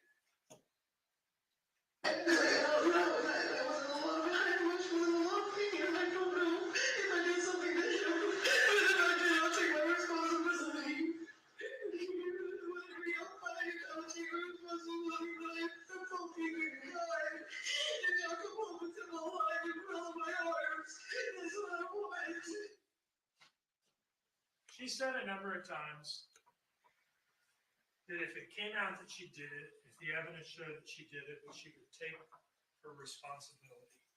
And it's time for that now. We are there. And if something does come up that I am at fault, I will take myself to that police station. The evidence has proven that she's responsible. It has proven it. And it is time for her to take responsibility for it. I put this picture up here because I think it kind of captures what happened in this case. Law enforcement searched through tons of garbage, through a great deal of garbage to find the truth in this case. Both the searchers at the landfill, who broke their backs out there day in and day out, and in a more figurative sense, the interviewers who had to sift through all of the garbage that she was throwing at them the whole time. They did their job. You know, the police come in for some criticism, and you know, that's a complex conversation, good points to be made on both sides. But what everybody can agree on is that the police should be looking for missing children and trying to hold those responsible to account, trying to figure out who did it. And they did their job in this case. They sifted through the garbage and they found the truth. We have done our best as a prosecution team to present the truth to you in a clear and organized manner. And it's a difficult thing to do when you have an investigation that is this thorough and this broad-ranging to come in and present everything that matters to a jury in a way that makes sense. And we've tried to do that. We've tried to show you the truth and to not waste your time. Now it is your turn to find the truth, to look for the truth, to speak the truth. You may recognize these words, you may not. These are the last couple of words from the oath that you took when you were sworn as jurors. And you promised to a true verdict give according to the evidence. And a true verdict give according to the evidence, so help you God. That's what you had to promise to do. Now, Quentin is gone. He is not coming back. Depending on what you believe, Quentin is either with God or his short life on earth was all he ever had. I know what I prefer.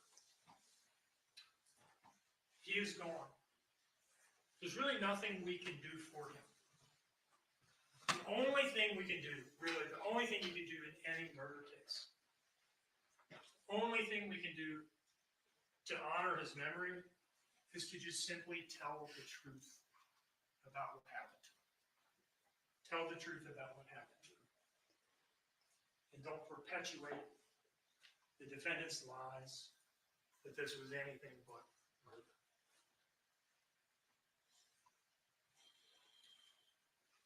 I expect that you're going to hear about the burden of proof in the defense closing argument and the concept of reasonable doubt, and when all the evidence is against you.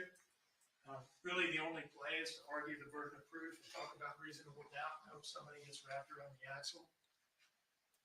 The judge will give you the instruction on reasonable doubt, and you'll see that the words common sense are right in there. Common sense are in there. It's right in it. That's the core of what it's all about, is just getting back there and applying your common sense. And we are confident that if you go back in the jury room and you apply your common sense in this case, that you'll return a verdict that speaks the truth about what you did to Quentin. Thank you.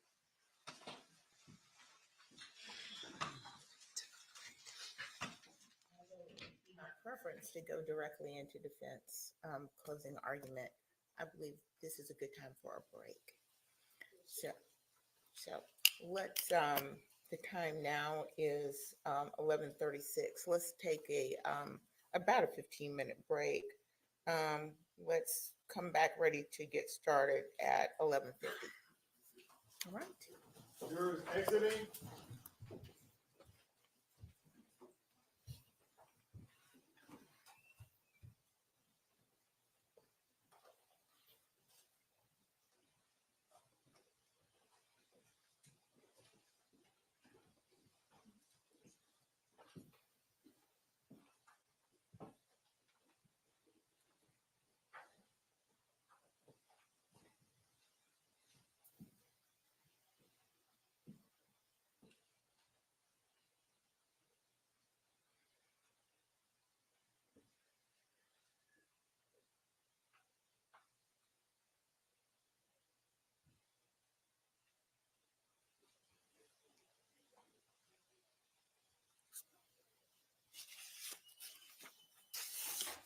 All clear, Judge. All right, thank you. Everyone, please have a seat. Before we break, I kept time at about 1 hour, 28 minutes. Okay. All right, and then we'll come back at 11:50 to resume. All right, we're in recess.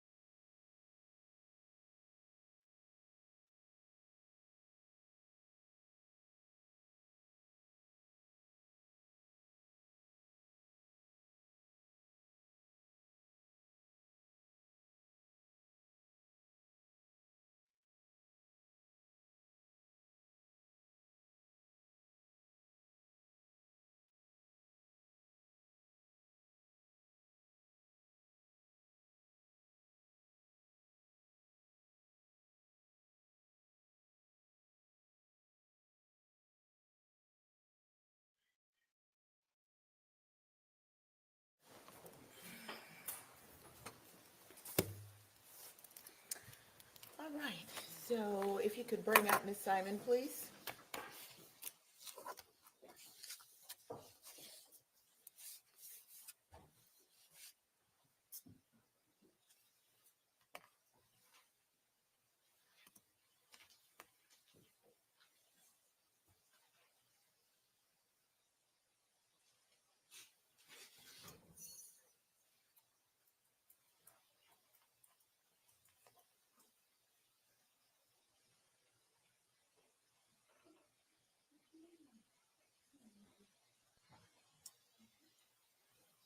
Okay, we are back on the record in SPCR 22-03364J6.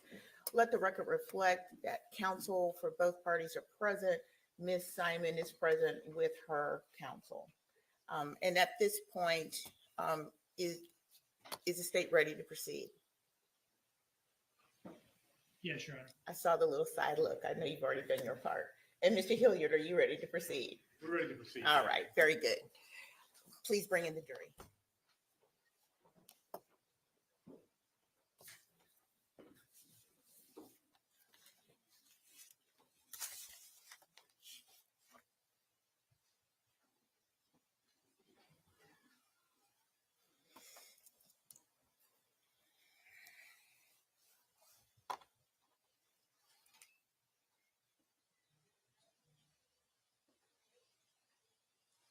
Jurors entering.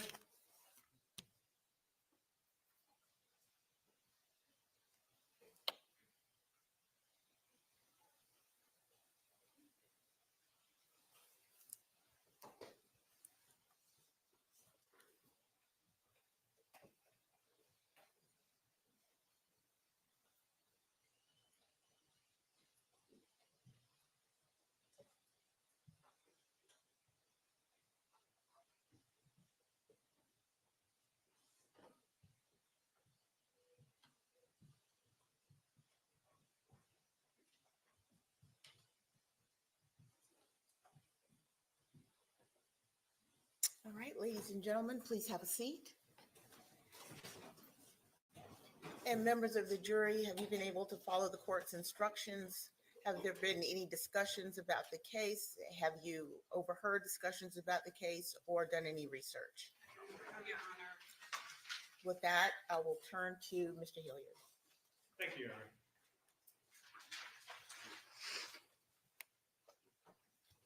Good almost afternoon. Thank you for your time. It seems like a lifetime ago, back on October 9th, when we started to select this jury. And back then we asked a bunch of questions. And the most important of which was whether or not you could set aside your feelings and your emotions and be a fair and impartial juror, to which all of you said you could. The reason why I bring that up now is because of something the state just said about the burden of proof. The burden of proof is the requirement. The state has to overcome the burden of proof. Okay, they hate it. They have complete and utter disdain for it, which is why Mr. Dean used the term wrapped around the axle, as if you hold the state to their burden of proof that there's something wrong with you, that you're not normal or straight, or you're getting twisted. That's not really how our system of government and our court systems work. We selected you, and you are the perfect jurors for this case. We're not asking you to set aside your life experiences. We're not asking you to set aside your feelings or anything like that. You were selected for who you are and your unique experiences by both me and the state of Georgia. In that regard, you are the perfect jury to consider this case. Now, and I say that, and during the course of this, there is nothing personal between Mr. Dean or Ms. Parker or myself or Mr. Purse or Ms. Lemons or any of the witnesses. But it's an adversarial system, okay? I am their adversary. It is my job to stand up and defend my client, Ms. Simon's, rights. And it is my job to hold the state to their burden of proof. I don't take that task lightly. And it's been my job to do that since we began. Now, what happens next is I take that responsibility and I turn it over to you. And I'm going to start with my biggest fear. And my biggest fear is this case deals with so much emotion. It has from the beginning. I don't think that's an overstatement or an understatement. And I know there were times during the course of this trial where every single one of us felt something deep down inside of us. On more than one occasion, we've seen witnesses break down, seen jurors break down. It's a serious matter. But the law gives us guidance on what we're supposed to do when that happens. When it comes to emotion, the law says that the case must not be side-decided, for or against anyone because you feel sorry for anyone or you're angry at anyone. Your verdict is to be based on evidence. It's not to be based on emotion. And in times during the course of this trial, the emotion was directly pointed at you. How could it be otherwise? And I think that it's important for all of us to acknowledge that. There were things that were done to draw your emotion up, to play upon your emotions, to manipulate and twist your emotions. Things to get you angry, things to get you upset, things to dehumanize Miss Simon. Things to get you to make judgments about her that have nothing to do with the evidence in the case. Now, I wasn't the one doing this, but these things were done. And to pretend that they were not is just not accurate. You heard a lot from witnesses. And I'm going to talk about, there's basically 4 types of witnesses. And I like to identify them because it's up to you to determine, just like Mr. Dean said, the manner and method of testifying, what type of witnesses they are. As a defense lawyer, I basically put them down into 4 different types. Number 1 is a police witness. Police witness can be unbiased or biased. It basically depends. I mean, to be quite fair, a police witness is paid government money to investigate and prosecute crimes. Some of them think they have to put their fingers on the scales. Other ones don't, but they're police witnesses. That's kind of one of the first categories I put them in. The second one is a civilian witness. Of course, that's an easy one. Bernard Johnson, Waste Pro, those guys. They're just a civilian witness to get called into the investigation. Paul Simon, one of my personal favorite, a civilian witness. Miss Bowling, civilian witness. Then there's what I call like a fact witness, someone that you would normally never hear from, but they just have some sort of fact to give. They can be civilian or they can be police. In this particular case, I would say any of the forensic examiners kind of fall in that category. And the final one is what I basically would call a sock puppet. A sock puppet witness is somebody, and it's usually a police investigator or someone like that, who basically gets up and wants to parrot what the state's theory is. Now, in this particular case, emotions were very high. I don't think that's an extravagant statement. And a lot of the witnesses are going to say, well, this didn't conform to normal, or this wasn't right, or basically, she reacted differently. That's not what the law calls for. The law calls for you to base your verdict on evidence. Okay? And the reason it's my biggest fear you're going to base it on emotion or something that's not completely or at all relevant to the issue is it's difficult to push these feelings aside.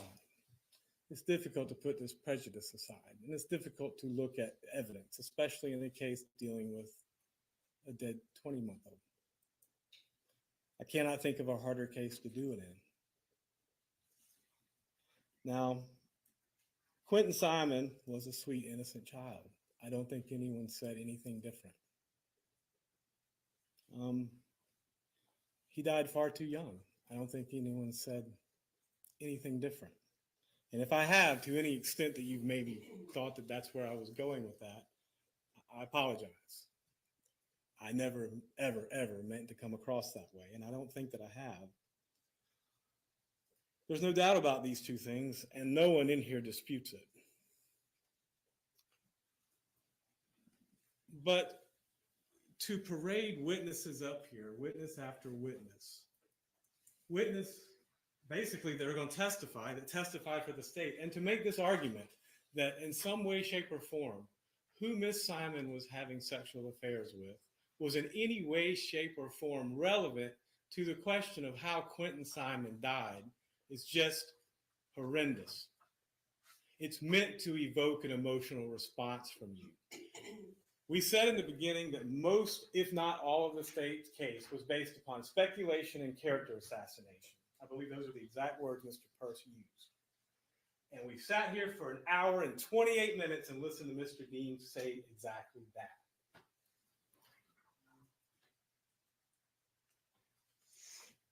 Now, this was their strategy from the beginning. They can pretend that they did something, and I'm not saying that the task was Herculean, obviously, to search the landfill. I learned more about landfills than I've ever wanted to know in this case. But the state made a misstatement in its closing. I asked Mr. Johnson on cross. There were 1,500 loads of trash in that landfill from all over Chatham County and surrounding counties. They pretend like there wasn't other places this could have come from. And the reason why is because they have to. I asked Mr. Youngkin a lot of questions. Mr. Youngkin, quite frankly, the state has to believe Mr. Youngkin's testimony. Their whole theory of the case depends on it. Because of Mr. Youngkin's statement that he saw Quentin Simon at 3 a.m., saw Quentin Simon at 5:30 a.m., and then texted the babysitter and Quentin was fine, their entire theory of the case falls apart. They have to believe Mr. Youngkin. Mr. Youngkin is the best example of a sock puppet witness we have. He had every reason to get up there and say exactly what they wanted him to say. And we heard very early on, he told them that he was trying to save his own butt. And that's fine. I get it. He went so far as to wire a hotel room with video and audio and to tap his own phone to try and incriminate Ms. Simon for the police. Okay? That's Mr. Youngkin. Now, the state's strategy and the way it's presented this case has been basically to tell you, and I don't think I'm stating anything out of place here, that Miss Simon was a slut, a party girl, someone who lies, a horrible mother, someone who didn't act appropriately as a mother. All of these things could be true more or less to some extent, but none of these things have anything to do with the central question in this case. And they still haven't answered that question with evidence, not speculation, okay? The central question in this case is how did Quentin Simon die? Where did Quentin Simon die? And in what manner did Quentin Simon die? They've charged Miss Simon with murder. Okay, that's a hell of a thing. And it's supposed to be a tall order. So I'm sorry if the burden of proof seems a little lax or inconvenient to the state, but in this particular case, they made the allegations. And here's the thing. Mr. Dean was explaining this because they really don't have any idea about any of these things. They just have their best guess. The state whole evidence with regard to counts 1, 2, and 3 comes down to their wild ass guess. That's it. Because any part of their theory and speculation that changes, it falls apart. Mr. Dean was talking about the door opening and closing. Well, he played the video for you. The first video was she said that the front door was unlocked. Okay. He spent this entire trial saying it was open. That wasn't what she said. But okay, whatever. I understand that you have to say that and you have to see it that way because your entire theory falls on that. But let's just assume for a minute that, okay, so she said it was unlocked and it was shut. Well, the back door was opening and closing all night long. Okay. Now, Danny Youngkin said he went to sleep. He has to believe that Danny Youngkin was asleep. His case depends on that. Why? You've seen the layout of the room. Okay? You saw the racing bed where one child slept. You saw the pack and play where Clinton slept, and you saw where the baby slept. And then you saw where Danny and Leilani slept. It was one room, wide open.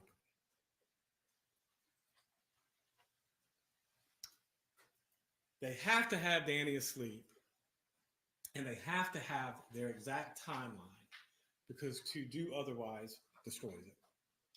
What happens if Danny's testimony was correct? It doesn't fit their timeline. So of course they had to go in with Danny Youngkin from the beginning. Now,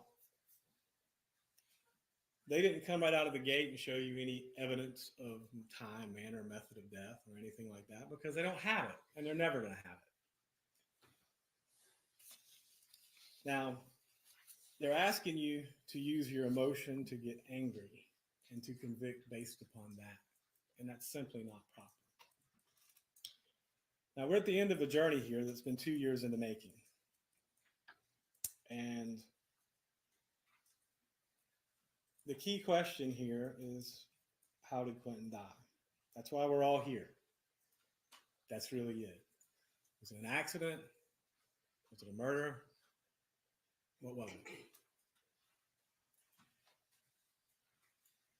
Especially as it relates to the aggravated assault and cruelty to a children and the murder charges in the indictment. What happened to him? What is proven beyond and to the exclusion of every other reasonable doubt? Not just some, but every single one. That's the burden of proof. And they've never answered those questions. In fact, there was a great deal of things you're probably looking for and never really got.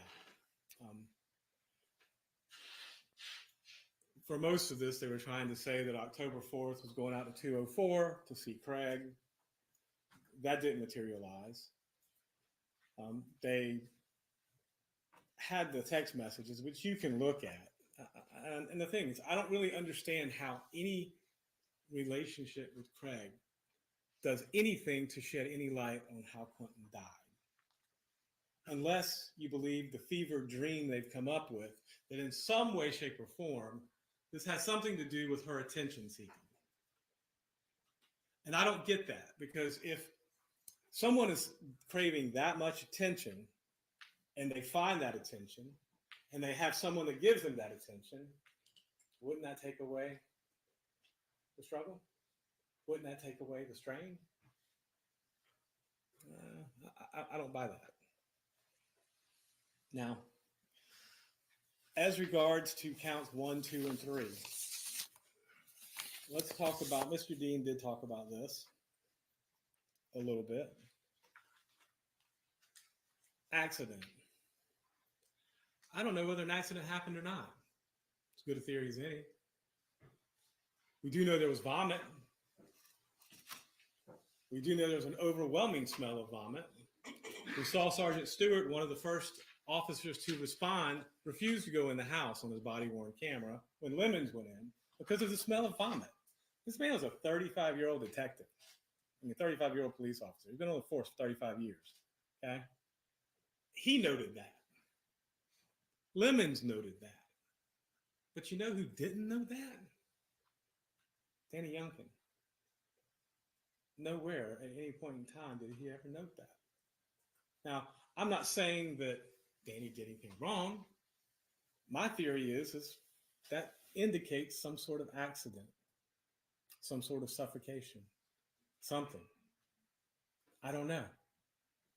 But the difference is I don't have a fixed interest in the outcome there. They do, which is why they have to build this mountain out of a molehill. They don't have that evidence. They never will have that evidence. They have to depend on Danny Youngkin. Because if anything changes, if he was up at 3 a.m., he said the Safid Sky, and Quentin was fine. Never explained that one. If Quentin's fine at 3 a.m., like Danny Youngkin said, their favorite witness, then the 1 o'clock Azalea trip doesn't matter, does it? They have to believe that. They have to peddle that. They have to sell that. They have to say he was mistaken or wasn't lying, which is always interesting to me. Now, I would love to solve the case. I really would. But I don't have to. They do. I have just as many wild theories as they do. Everybody does. But I don't have to prove them. And more importantly, and this is the most important thing about that, I can have as many wild theories and stand here and tell you those theories as they do. Okay? But it doesn't change the burden of proof. It's just wild speculation, not unlike anything they've done. It doesn't change that the burden of proof lay with them. And the fact is, and they don't like to talk about this, or maybe they do, maybe they're trying to gloss over it. With regards to counts 1, 2, and 3, they have not come close to meeting their burden of proof. The time, manner, method of death. Yeah, that's not part of the requirements, but you have to show that it happened that way. There's no evidence that it was a homicide. There's no evidence that it was murder. None. Zero. Zilch. There never will be. And that's the thing they can't talk about. Because to talk about it and to give voice to it undermines their case. But you don't have to believe me. They don't know what happened. Their indictment says they don't know what happened. The state had to concede that in their closing argument, that they don't know what happened. You cannot speculate someone into a guilty verdict, ladies and gentlemen. And Mr. Dean used an example, and I like this example. It's actually a pretty good example, and it cuts both ways. He was talking about, I'll use a different example just to kind of differentiate. Circumstantial evidence. Okay, circumstantial evidence. The example we normally give in Georgia is if you're sitting in here and you walk outside and you look around, and when you walked in, the ground was dry, and you walk out, the ground is wet, then you can infer it rained, right? Makes sense. But what you can't do is walk out, see a wet ground, and infer that it's snowing in Denver. Those aren't the same things. So speculation is speculation. Inference is inference. There was no evidence. I asked Dr. Darasol if having the vomit would have made a difference in what she could and couldn't do, and she said yes. I don't control that. They do. You heard from the young lady from the forensic toxicology lab that she didn't have enough to test the vomit. Now, why would that matter? If it was a normal, literally, if it was just normal vomit, you would need to know that. He could have choked on normal vomit. If it was toxic vomit from getting some sort of poison or some sort of drugs, you'd need to know that. You would think. Okay? But we don't. At least she said there wasn't enough to test, and I have no reason to doubt her. But that's a lack of evidence. It doesn't cut either way.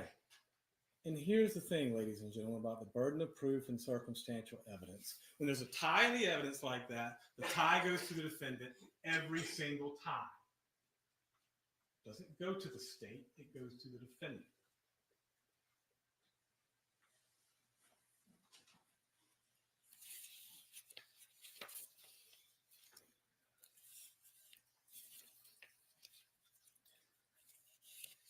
Now,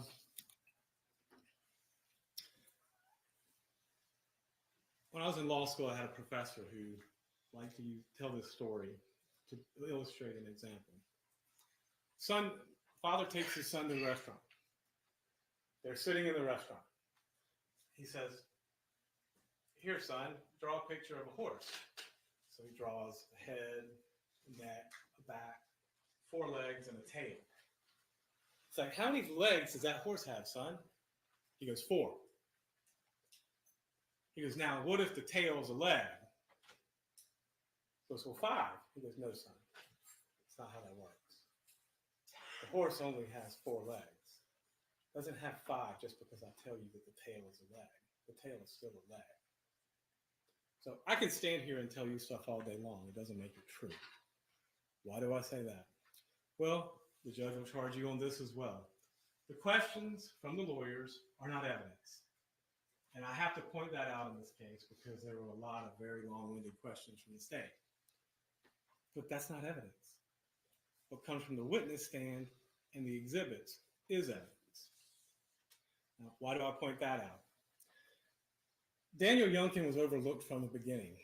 He started cooperating with them from the beginning. Okay? They literally did not look at him for anything. He made some statements to them which either, if they were true, blew up their timeline, and if they were not, were a lie and questioned his credibility. So they have a vested interest in believing him. So let's talk about him leaving. The question for you to determine is do you believe Danny Youngkin when he said that Quentin was alive at 3 a.m. when he got up to check on Scott? If you do, that blows up their case.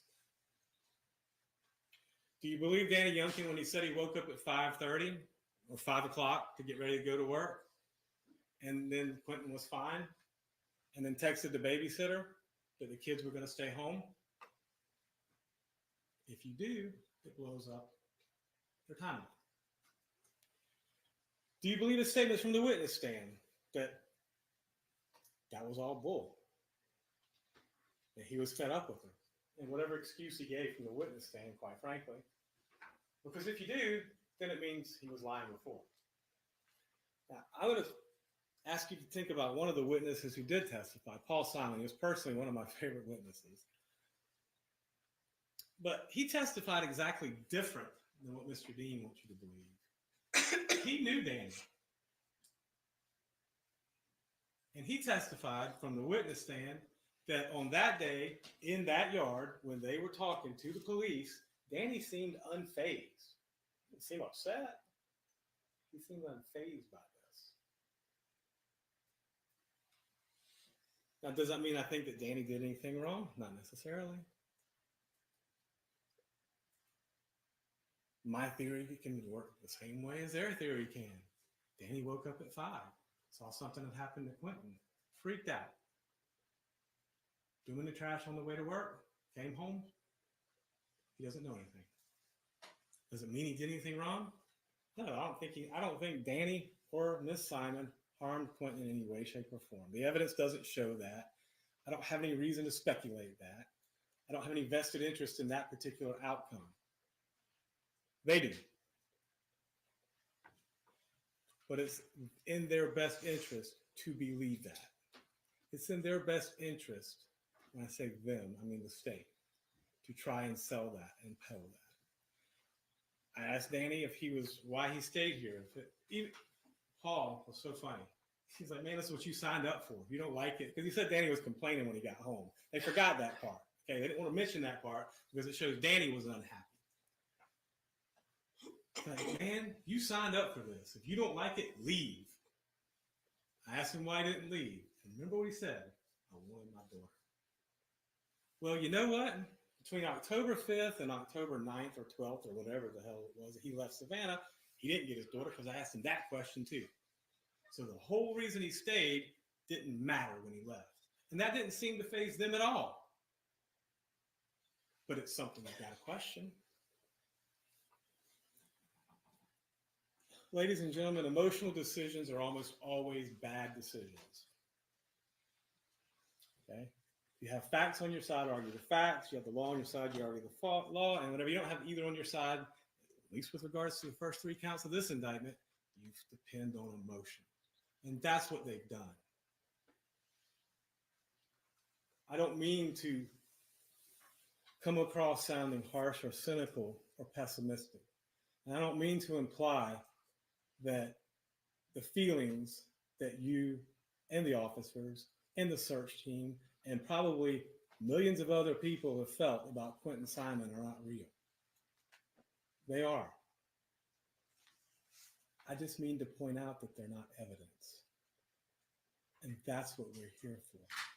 They have to prove through evidence.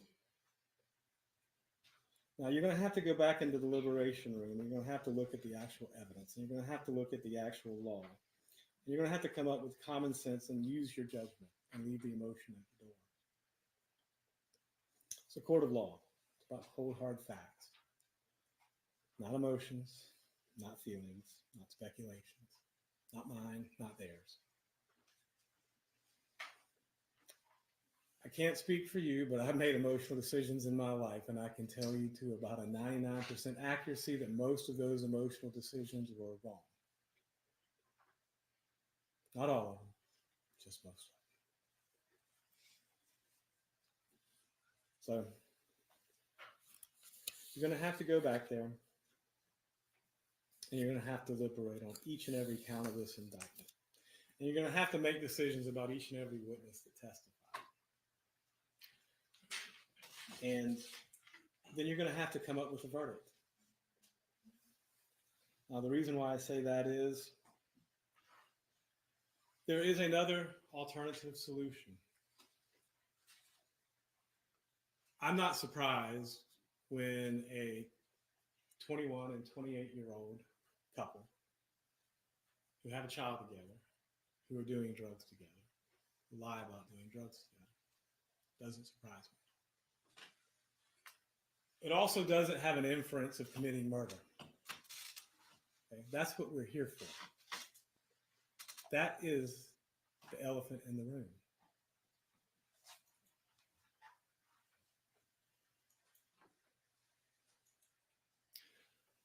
The state does not like to talk about Danny. Danny was just as much involved in the drugs as Miss Simon was. Involuntary intoxication is not defense. We're not even saying that. Okay?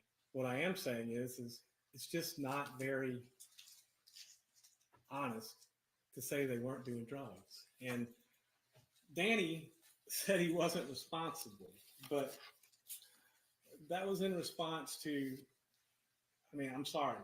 You're in a room full of small minor children doing drugs that are toxic to those children. Is there any manner or method in which doing those drugs in that room can be deemed responsible? But he went out of his way to put, he was on top of a chest of drawers they couldn't reach. Anyone who's had children knows, and you don't have to leave your common sense at the door for this. Children get into everything. Okay? They do. They get out of everything. They get into everything. That is just what they do. And in Danny's own words, these were some mean-ass kids. And I suspect that no matter how responsible you were, they could get into something. Is that what happened here? I don't know.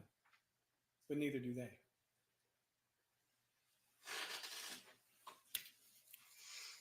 Now I'm going to talk about the concealing the death and the azalea mobile home.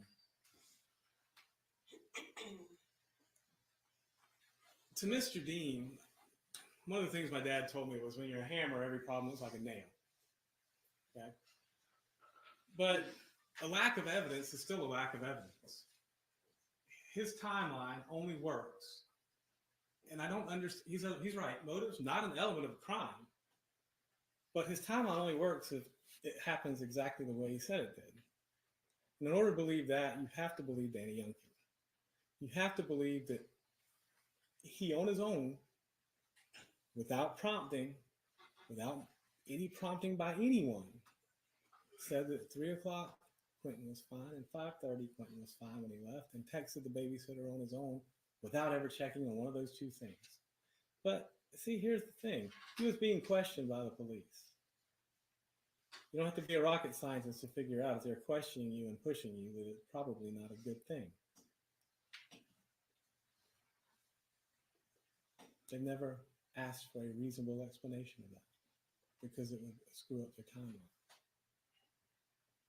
What if he was the 1 a.m. trip? That would screw up your timeline too. What if he wasn't? That would screw up your timeline too, especially if he said that she was fine at 3 o'clock. So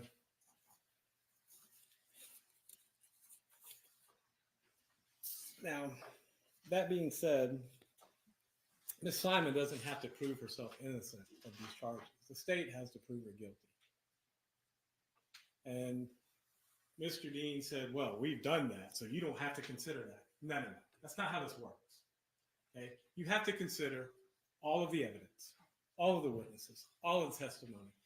Not consider what I'm saying or his theory. You have to consider what you come up with. And with that, I'm going to get to what the burden of proof is. And how you the judge is going to give you the law. And I'm going to tell you, if there's any conflict between anything I say or anything Mr. Dean says, the judge is the ultimate arbiter of this. And give me 1 second to get this place that I was looking for.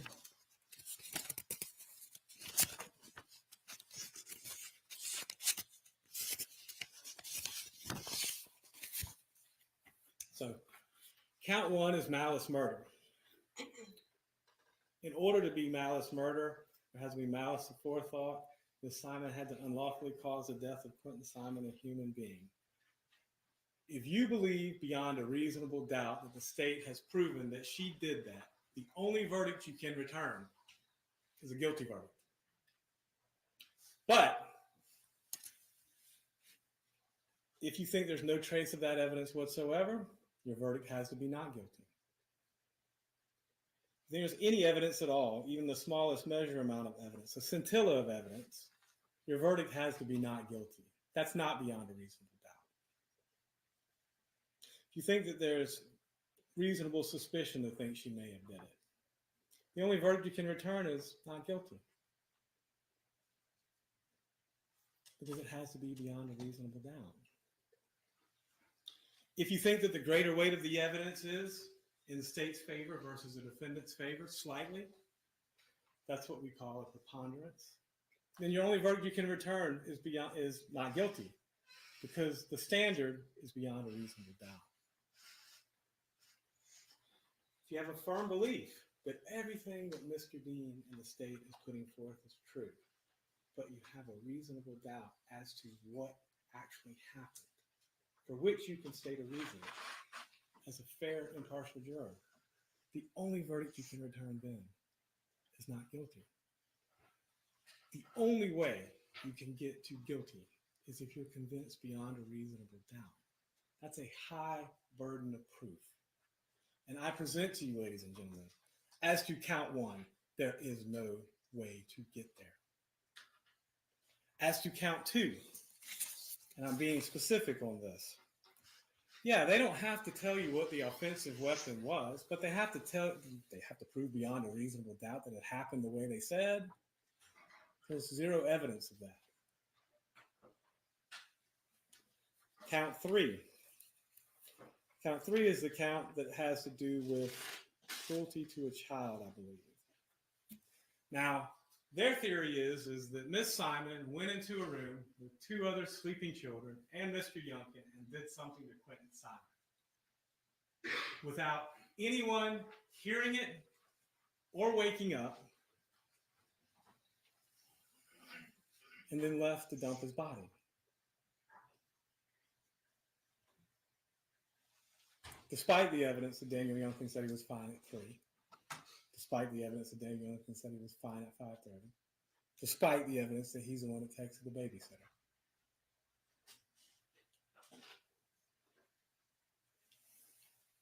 So let's turn to the concealing a death count. Again, the standard of burden of proof is the same for all of these counts. So I'm not going to be repetitive and do it for each one because I don't get paid by the word. So there's no reason. You can understand and assume that the standard stays the same. Concealing the death of another. The only way that count is proven beyond a reasonable doubt is if you believe that Quentin Simon's body was in the bag, and she threw the bag in the trash at the Azalea Mobile Home Park at 1 something in the morning, beyond a reasonable doubt. There's not evidence beyond a reasonable doubt. There's evidence she said she went. You know, they have a theory. Hell, my theory is the same. She might have went to get dope. I would guess. Cokeheads do cocaine. Opiate users do opiates. Weed smokers smoke weed. Okay? You have the text messages, and you have Mr. Youngkin's testimony. Mr. Youngkin told you that they were using every day at this point.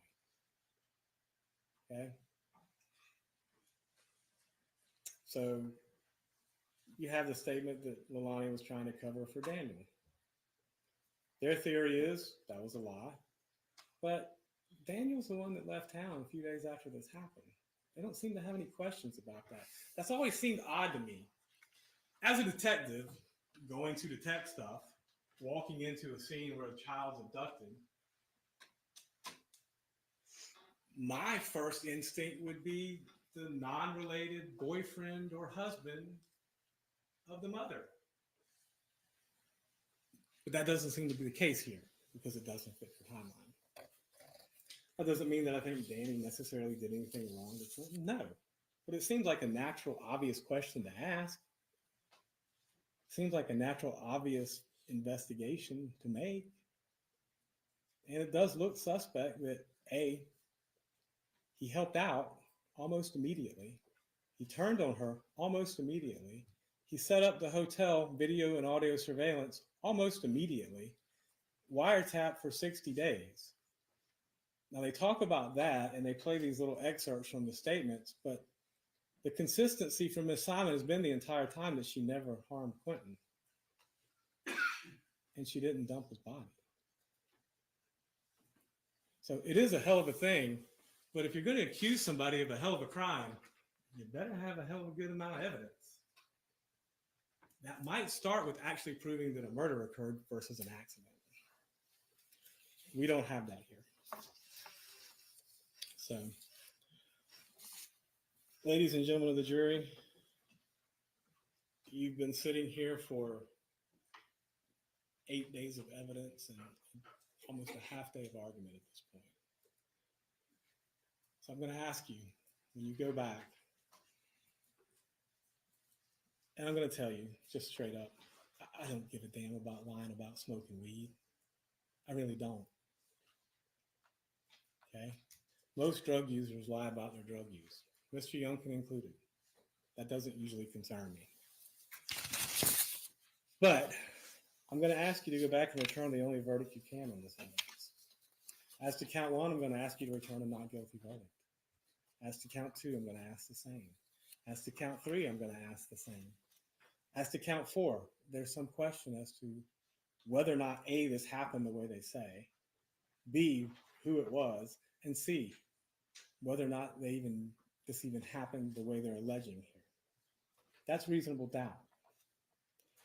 The false report of a crime, I haven't touched on this very much, but you know what? The reality of it is that could have happened too.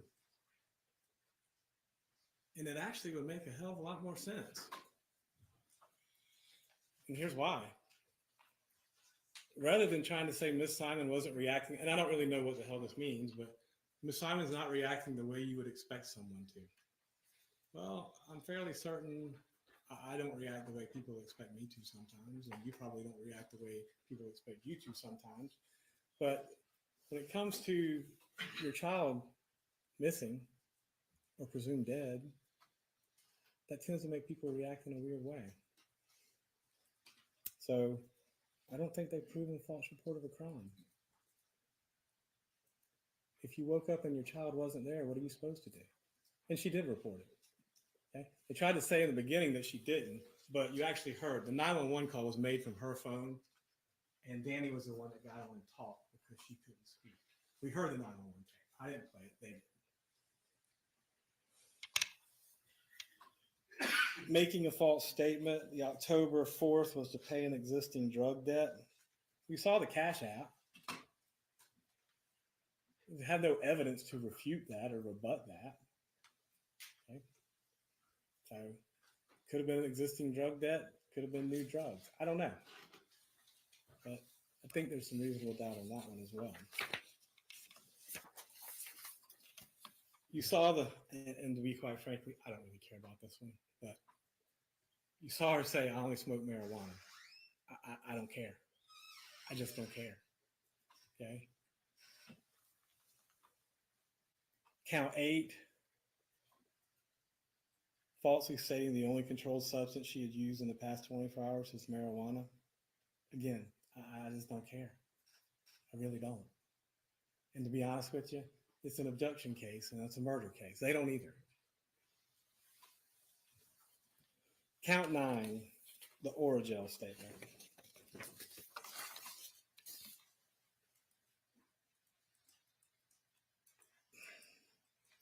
The Oragel statement's bothersome. But I will ask you this, and it's not to make an excuse, but they're pushing you for an explanation, and you give one. And even if that was the reason why you went and it didn't work out that way, is there really any evidence one way or the other? She says she went to see Misty. Does it matter if her name is Missy, not Misty? Does it matter if she got the Oragel or not? Count 10 is putting Clinton in a dumpster. I believe there's reasonable doubt as to that one. Count 11, making a false statement. Again, this was October 8th. These are repetitive and redundant. This was on October 8th. The prior was, I believe, October 5th. Count 12 is use controlled substances. Again, I'm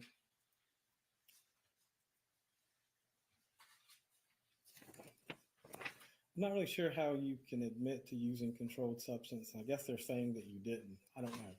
But count 10, count 12 to me, I don't understand it. I don't see how it's beyond a reasonable doubt, and ask for not guilty on that one as well. Count 13 again is the Oragel story yet again. Count 14 is the dumpster story yet again on a different day.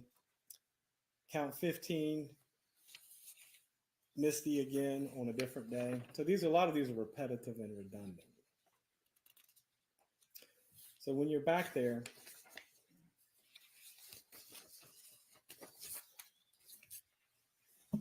you have to consider the witnesses, their manner and method of testifying, and what they testified to. Why do I say that? Do you really care if she was sleeping with Craig Weston? Does it really matter? Is it germane to whether or not Quentin Simon was killed intentionally or died as a result of his accident? I present to you no. Some of the evidence they presented too, and again, Officer Zerke, I had no doubt she was emotional about it. But again, the only reason to put her up and have her cry was to have her cry. Did she add anything beyond that? No. It was to play on your emotion. And it doesn't matter how much, how often, how long they played on that emotion. It doesn't change the fact that they haven't produced any evidence. They haven't met their burden. They haven't proved that Miss Simon killed her son. Give me 1 second.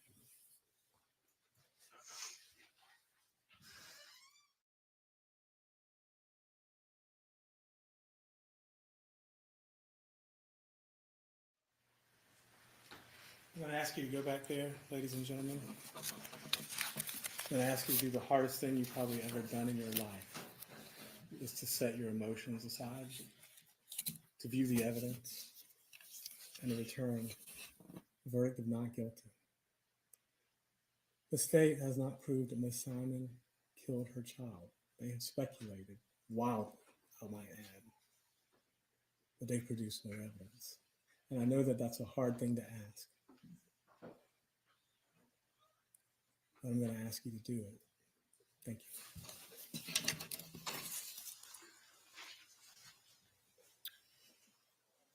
All right, thank you, Mr. Hilliard. Turning to the state, Ms. Parker.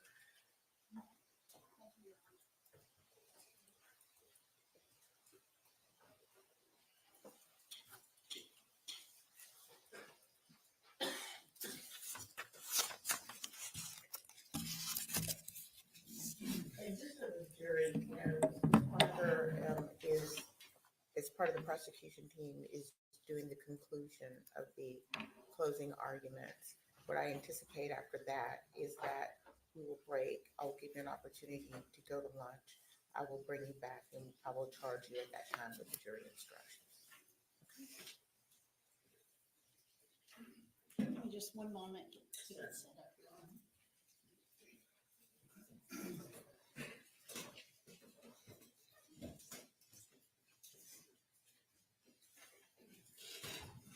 Thank you.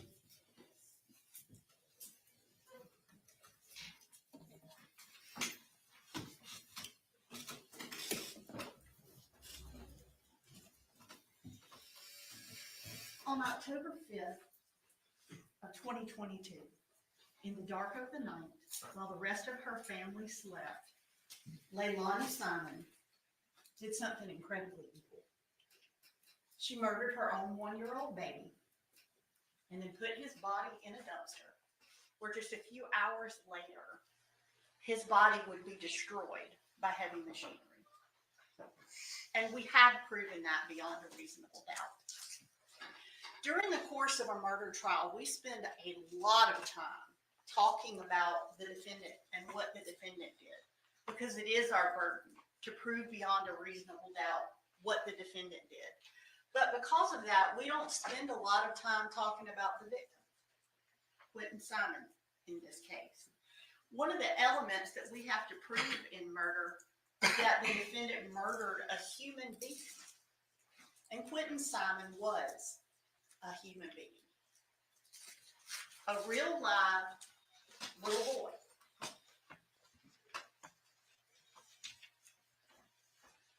He liked to play.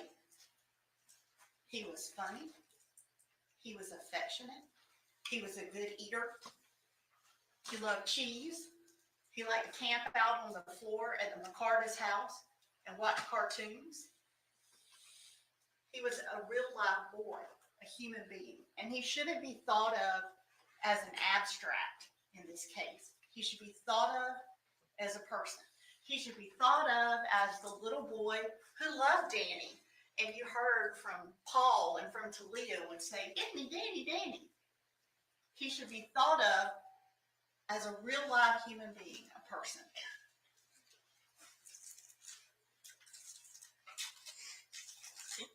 A real live human being, a person, whose mother put his body in a dumpster. And we have proven that beyond a reasonable doubt. Mr. Dean told you that we don't have to prove motive, and we don't. It surprises people sometimes. Motive is not an element of the crime that prosecutors have to prove, but it's just not.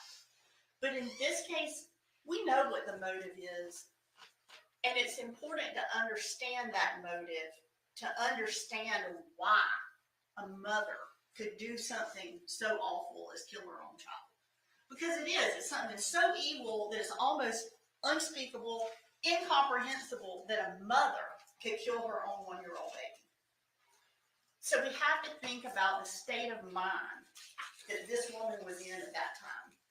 She was deeply, deeply unhappy with her life. She had 3 really small children. She had a 3-year-old, a 20-month-old, and an infant.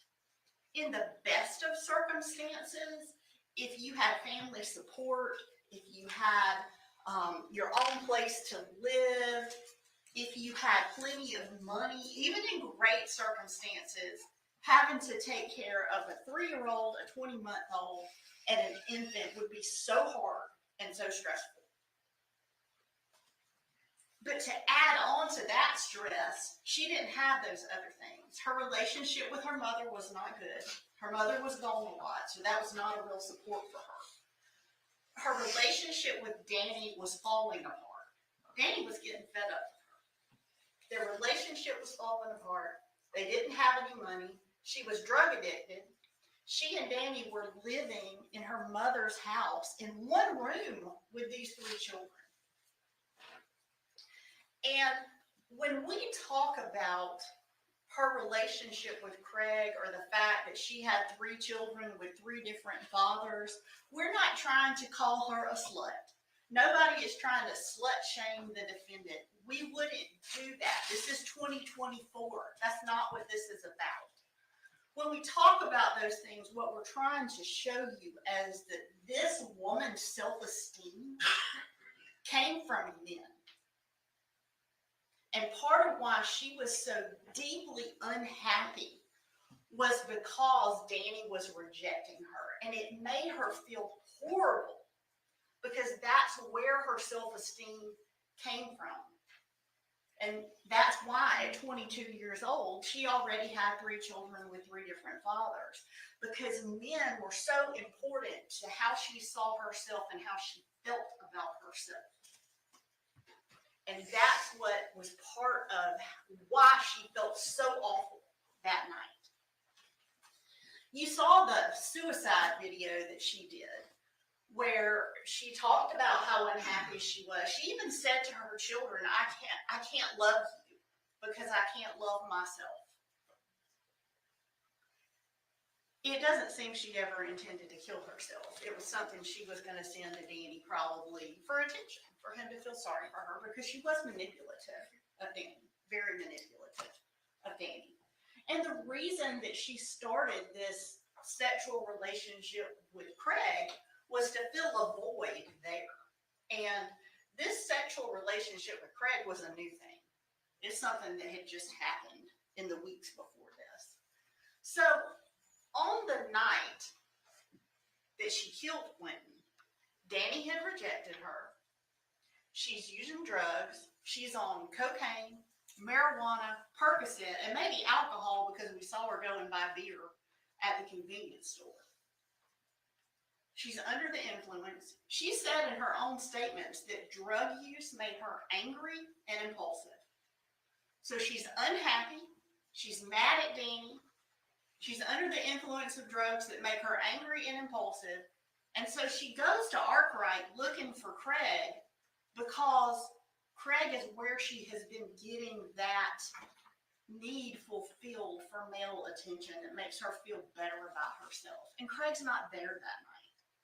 That's why it matters, and why we made Craig come in here and testify, because he wasn't there that night. And so she couldn't get that need fulfilled. She couldn't feel better about herself. So instead, she does something so drastic.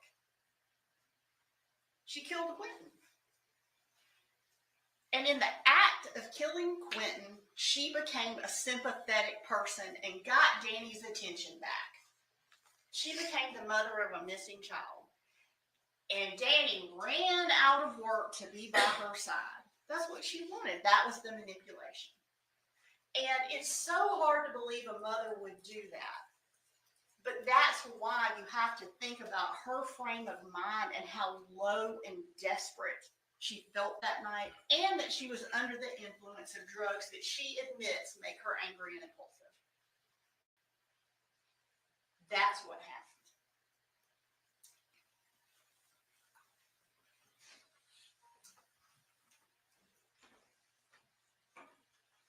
You also may wonder, why Quentin? Why that child? And Quentin was her disposable child. She did not like Quentin's father. She loved Zane. Zane was her ride or die. You heard Michelle McCarta talk about how she would say Zane had been through everything with her. He was her ride or die. And Sky, who was her youngest child, the baby infant, was Danny's child. She needed Sky to keep Danny around. Quentin was disposable. She didn't really like Quentin. We heard testimony about how she would call Quentin names. We heard testimony about her hitting him, about her pushing him in the pool. She didn't do this to any of her other children. She would feed Zane before she fed Quentin. She didn't do that to any of her other children. Quentin was disposable. And so she disposed of him in the trash can. But that's why Quentin, and not one of her other children.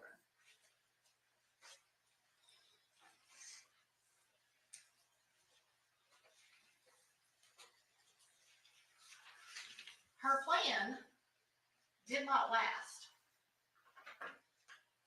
Her story came apart really, really fast. Because the police, when a child is missing, It is all hands on deck, and they're gonna start using every resource they can to find this child and see what's going on in this household. And it was within a very short period of time that they discovered her vehicle on those slot cameras leaving home during the night when she said she had been at home. So it was within hours that they knew she was lying. The defense also said that we don't like to talk about Danny, and that's not true. Like, we talked about Danny a lot. There's nothing about Danny that makes us uncomfortable talking about him or why he didn't do this. There's overwhelming evidence that that woman is the person who killed Quentin Simon and not Danny. The defense also kept talking about Danny being up at 3 o'clock in the morning and seeing Quentin. That did not come into evidence in this trial. Go back and check your notes. That is not something that is in evidence. The only mistake Danny made was in the morning when he left at 5:20 in the morning. He originally said he saw Quentin.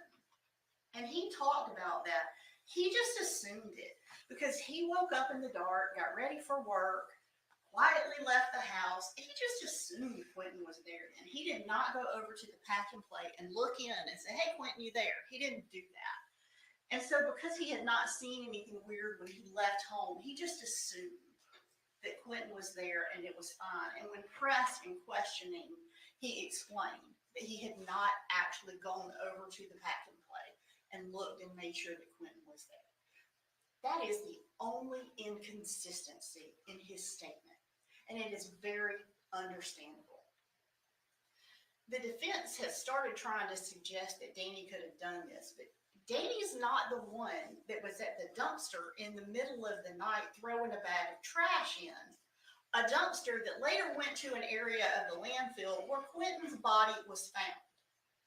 It was not Danny's phone that was at the dump. It was not Danny's car driving to the dump. It was her. She drove to the dump, and she admitted that she was there. Mr. Dean spent a lot of time making it clear about where this trash went to the landfill. The landfill is huge, and Quentin's body was found in the specific part of the landfill where the dumpster she was throwing his body into put its trash. Otherwise, he never would have been found, which is what she wanted. She didn't want him to be found because then forevermore she could be the mother of a missing child and sympathetic.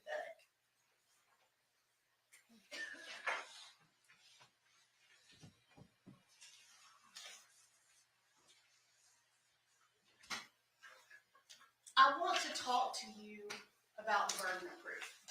Mr. Hilliard said the state hates the burden of proof. We don't. We welcome that burden. It is our burden, and we welcome it with open arms because we want the right person convicted. We should have to prove to you beyond a reasonable doubt that she's the person that committed this crime. And we have, and she is. We don't hate reasonable doubt at all. Mr. Dean talked about reasonable doubt. I'm happy to talk about reasonable doubt and burden of proof. Reasonable doubt does not mean, as the defense suggested, that we have to prove beyond a reasonable doubt every fact that we put up before you. What we have to prove beyond a reasonable doubt is the elements of the crimes, and we have done that. It means a doubt with a reason, not just any doubt, but a doubt using your common sense. So you go back in that jury room when we're done, and using your common sense, you ask yourselves, did that woman murder Quentin Simon? And the answer to that is absolutely yes, she did. Absolutely. And all of the evidence points to her. All of it.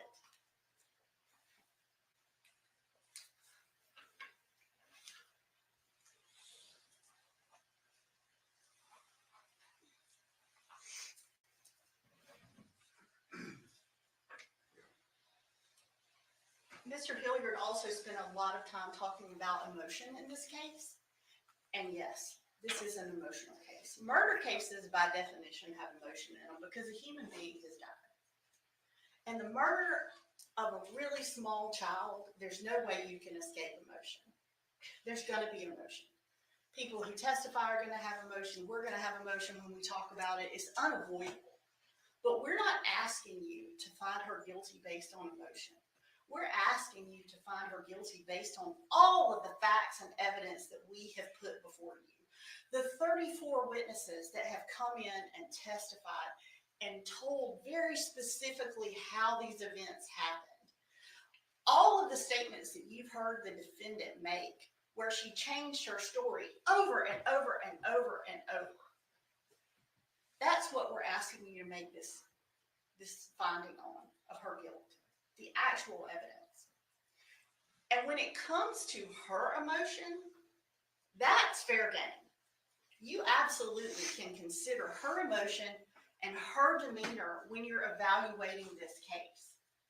And it's important to look at her emotion because while it is absolutely true, people react differently to trauma, none of her reactions were anywhere within what is believable. They just were not.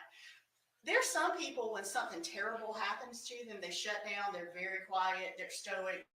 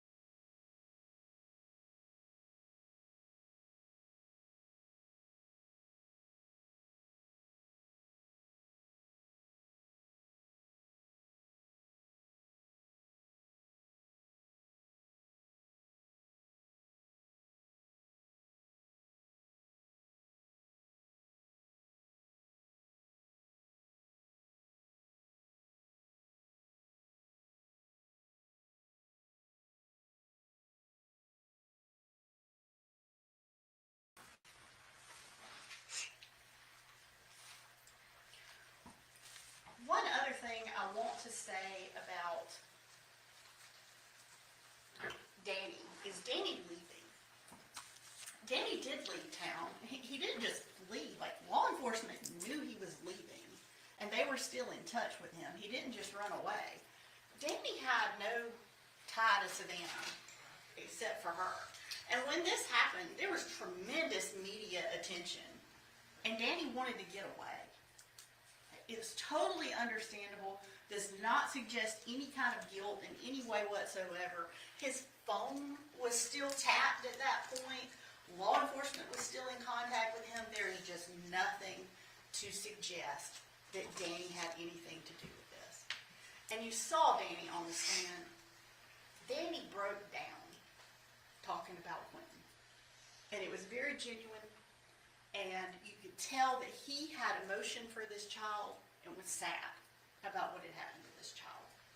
It was a very realistic, normal, emotional response that he had.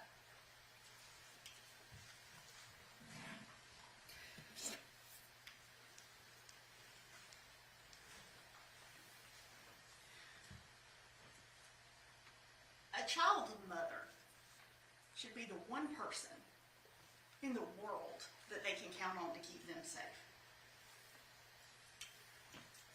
Parents have a visceral, emotional need to keep their children safe.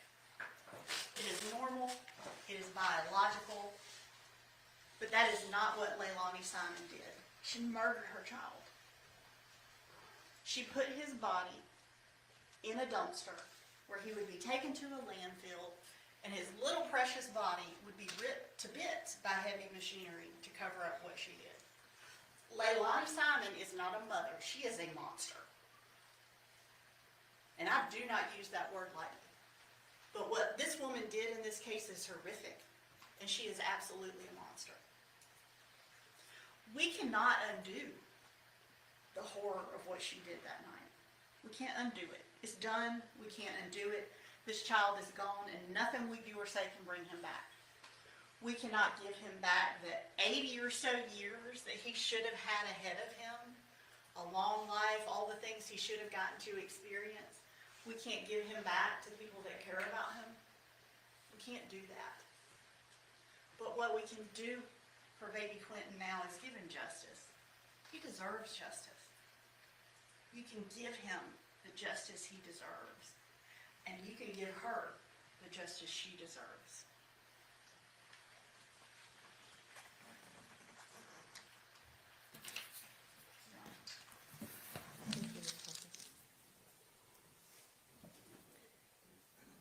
So, ladies and gentlemen of the jury, at this point, that will be the last you will hear the attorney speak directly to you. So at this point, before I release you for lunch, I'm going to remind you to follow the court's instructions. Do not discuss the case with anyone, not even with each other yet, because the case is not with you yet. Don't allow anyone to ask you any questions about the case. Don't do any research on the case or the folks involved. Avoid all media, including social media. So at this point, I am going to release you. We're going to return in an hour. The time now is 1:07, so I'm going to round it up to 2:15. When you come back, be ready to sit, and I will give you the instructions at that time. I will warn you, it takes at least a good 30, 35, 40 minutes. That is what you're going to hear from me. All right? And so with that, thank you for your attention. You are released for lunch. Jurors are exiting.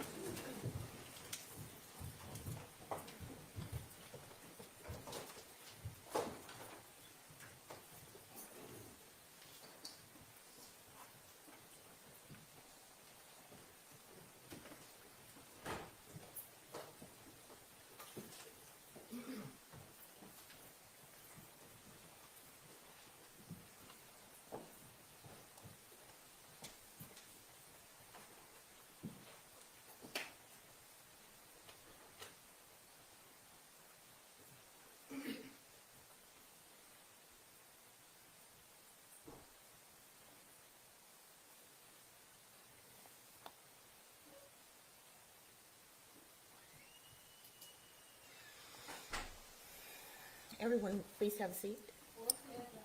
Thank you. So anything further from the state?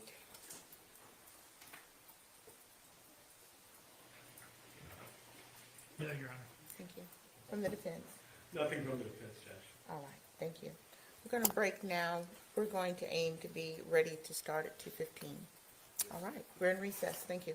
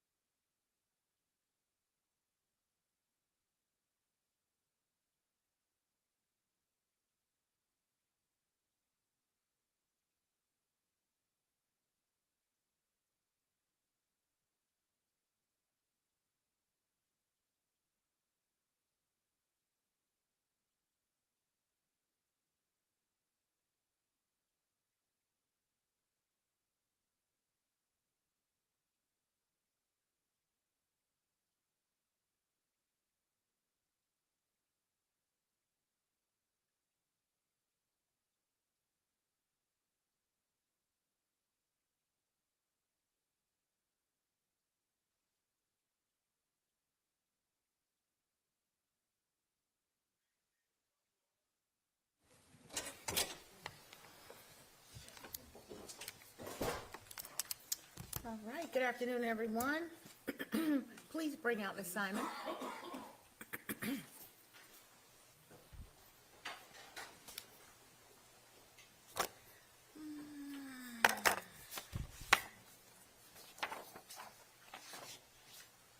Julia, could you print me a copy of the verdict? That you gave them?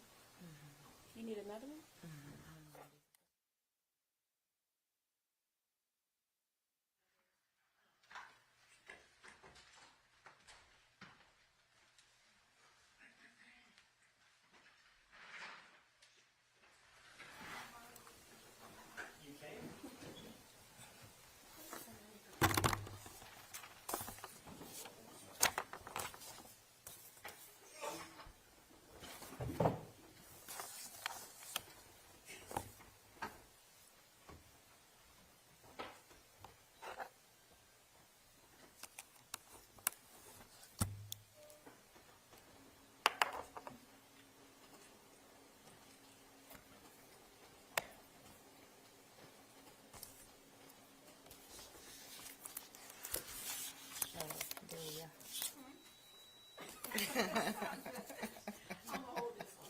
You hold that one.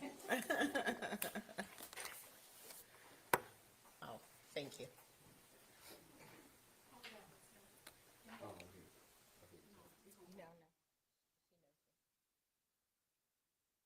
We are back on the record in SPCR 22-03364J6, the state of Georgia versus Leilani Simon. Let the record reflect that counsel for the state are present, counsel for Ms. Simon are present. Ms. Simon is seated with them. Okay, so we're back now, and the court will go into jury instructions once we bring the jurors in. Is there anything from the state that we need to take up at this point? No, Your Honor. From the defense? No, Your Honor. All right, you may bring in the jury.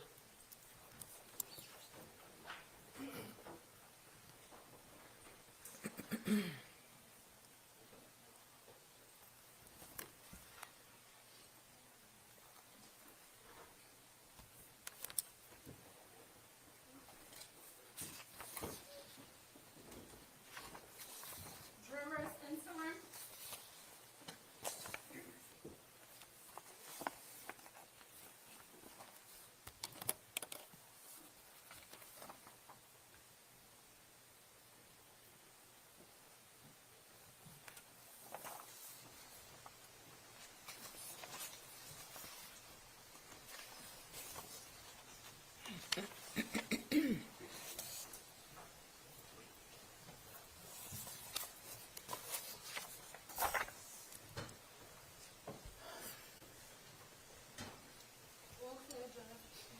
Thank you, Williams.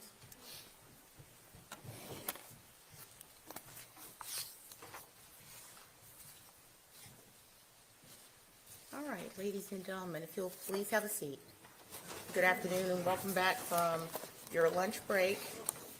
Were you able to follow the court's previous instructions? There were no discussions or research. All right.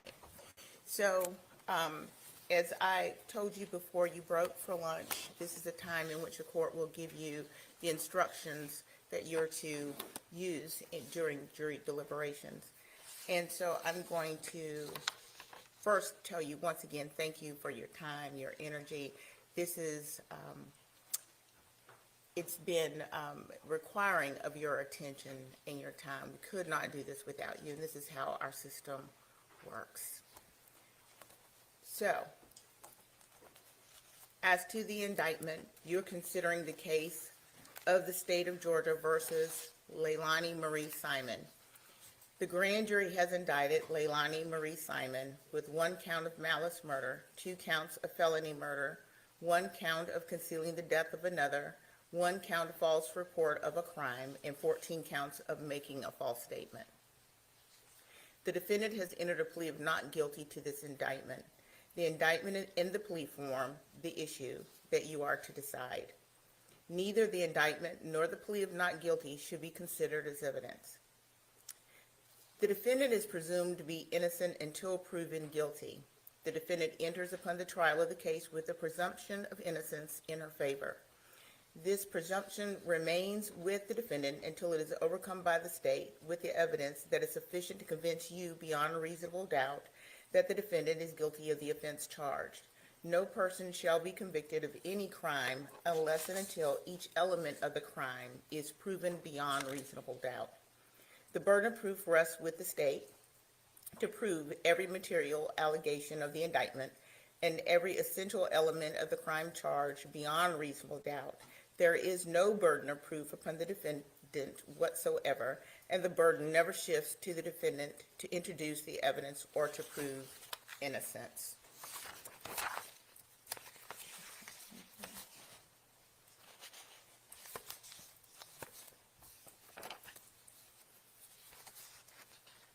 Just want to make sure.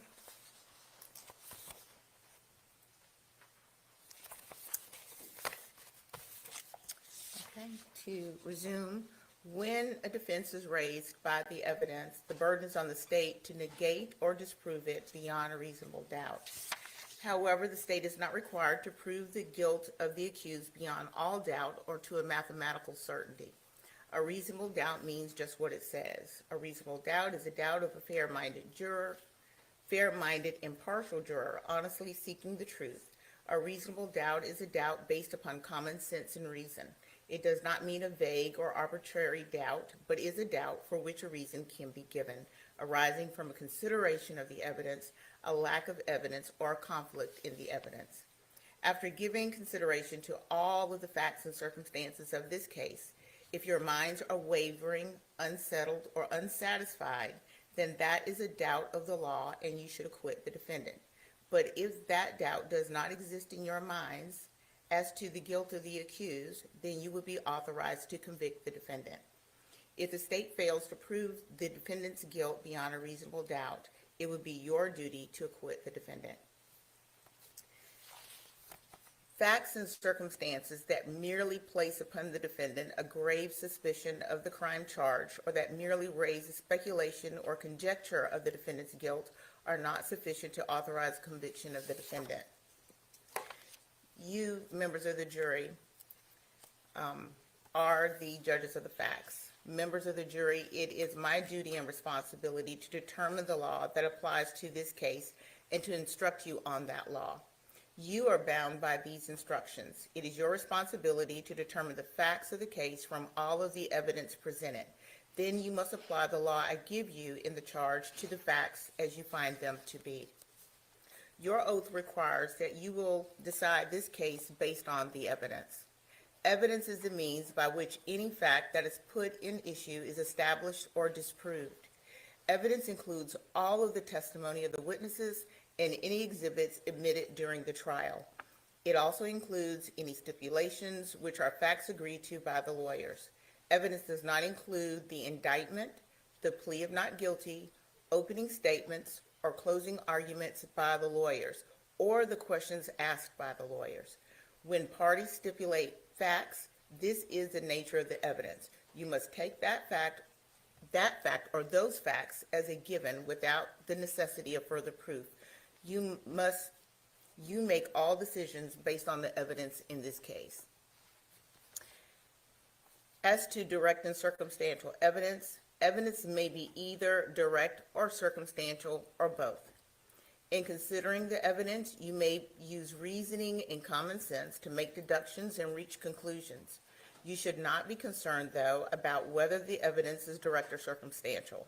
Direct evidence is the testimony of a person who asserts that he or she has actual knowledge of a fact, such as an eyewitness, such as by personally observing or otherwise witnessing that fact.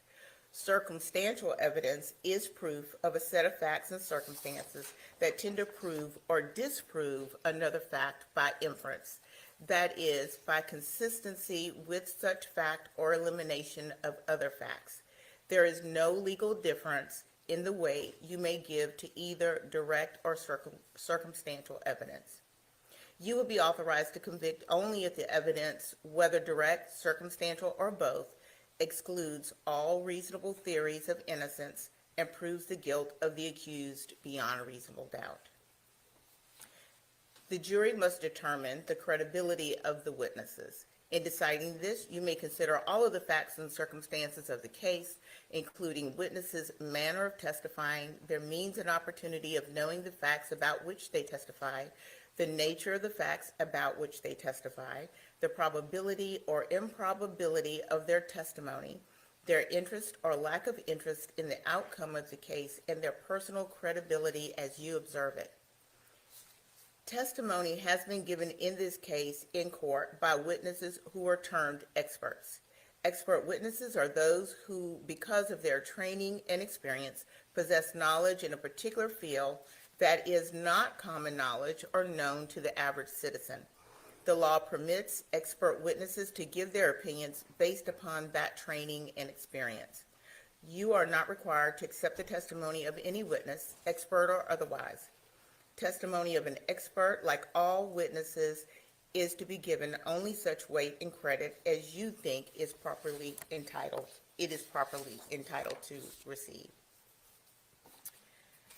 To impeach a witness is to show that the witness is unworthy of belief. A witness may be impeached by disproving the facts to which the witness testified.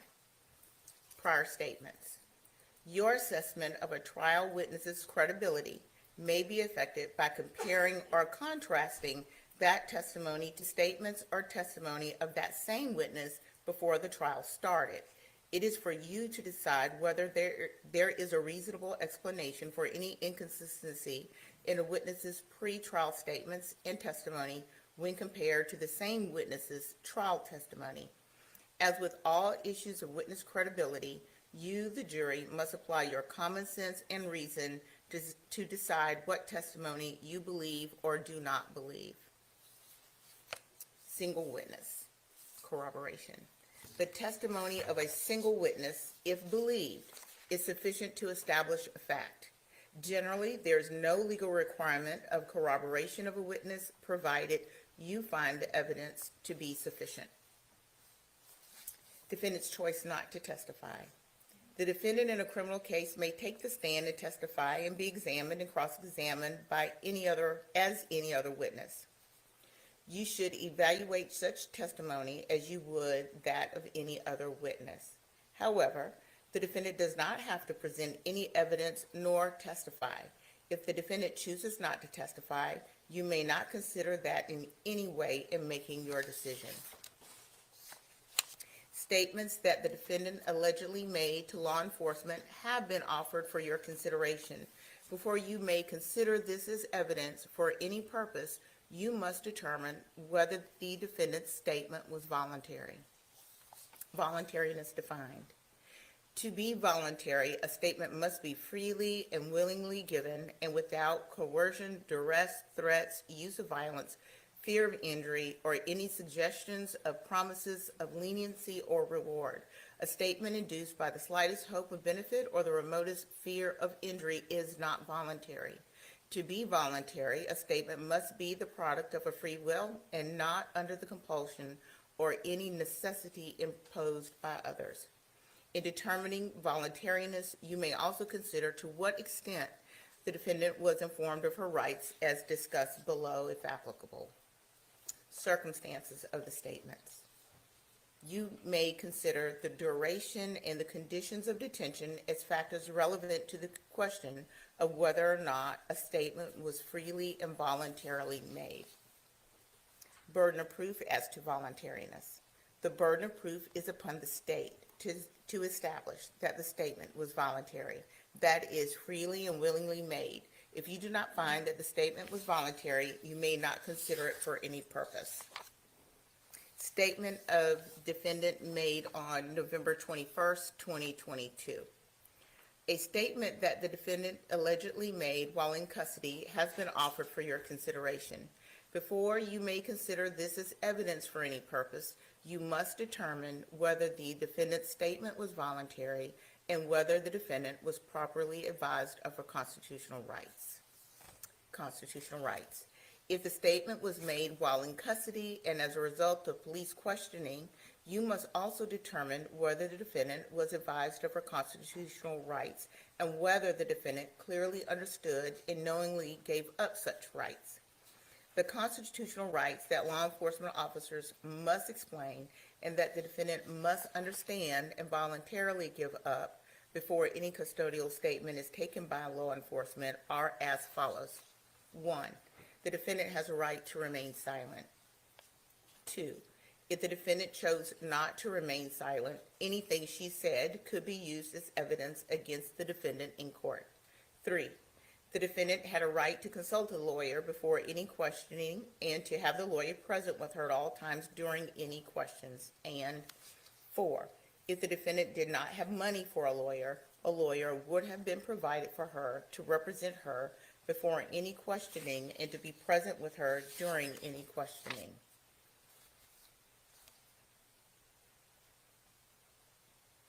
I'm going to ask counsel to approach.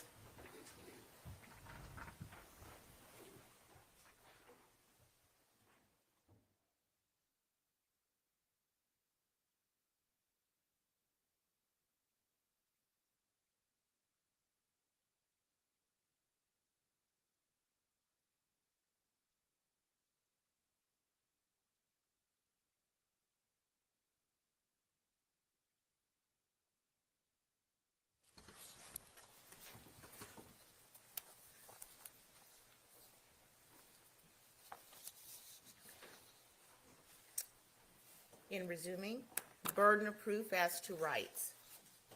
The burden of proof is upon the state to establish that all the warnings of rights.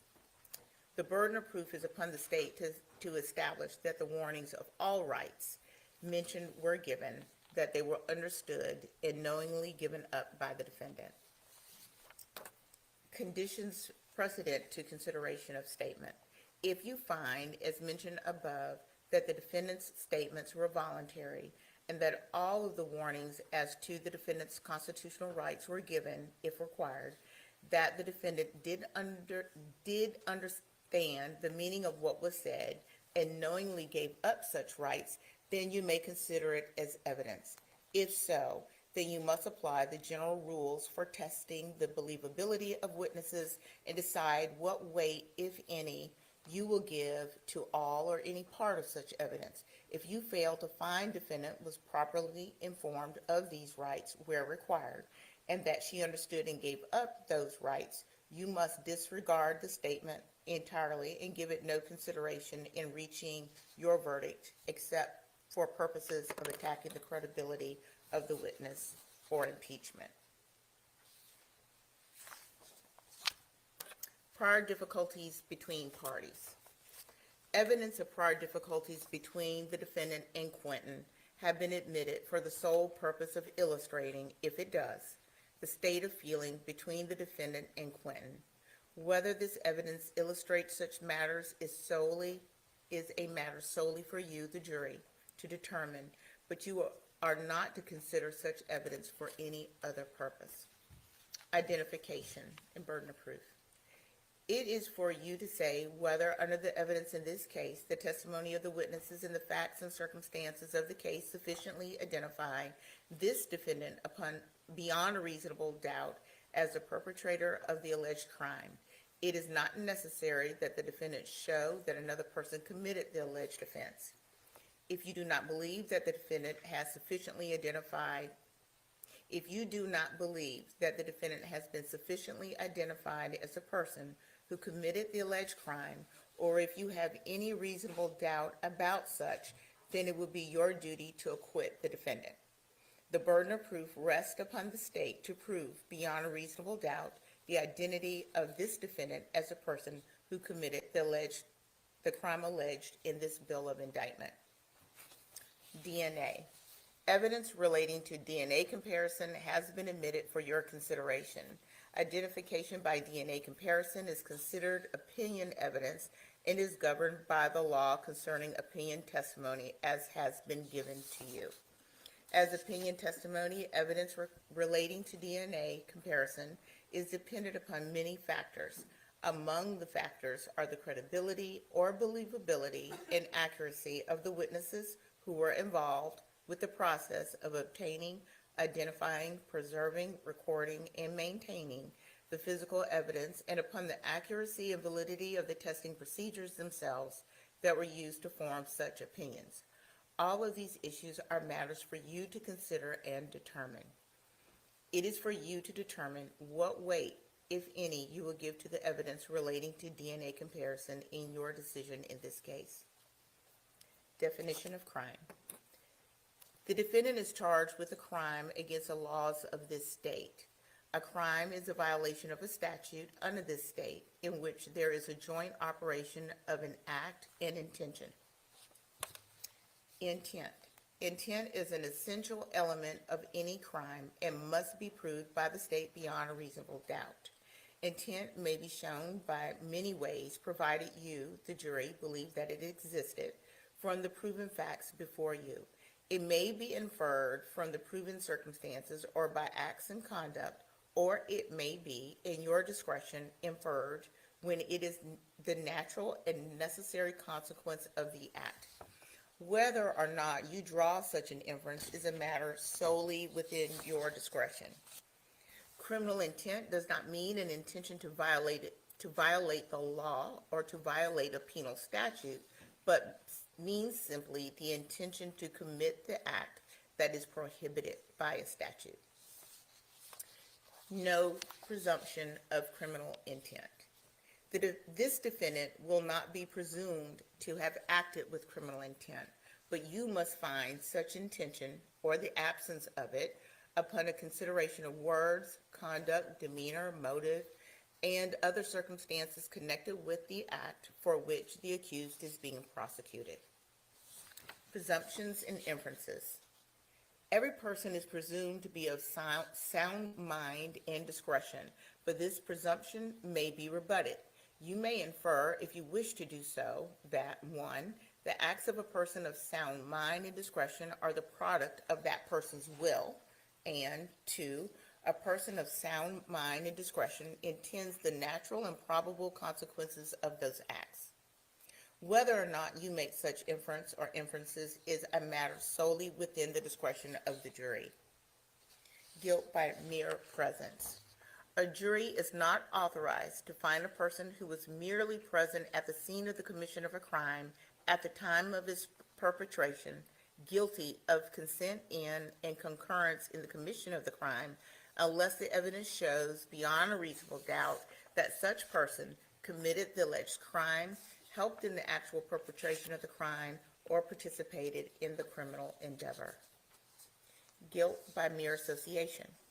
A jury is not authorized to find a person who was merely associated with other persons involved in the commission of a crime guilty of consent in or concurrence in the commission of the crime unless the evidence shows beyond a reasonable doubt that such person helped in the actual perpetration of the crime or participated in the criminal endeavor. Venue. The law provides that the criminal actions shall be tried in the county in which the crime was committed.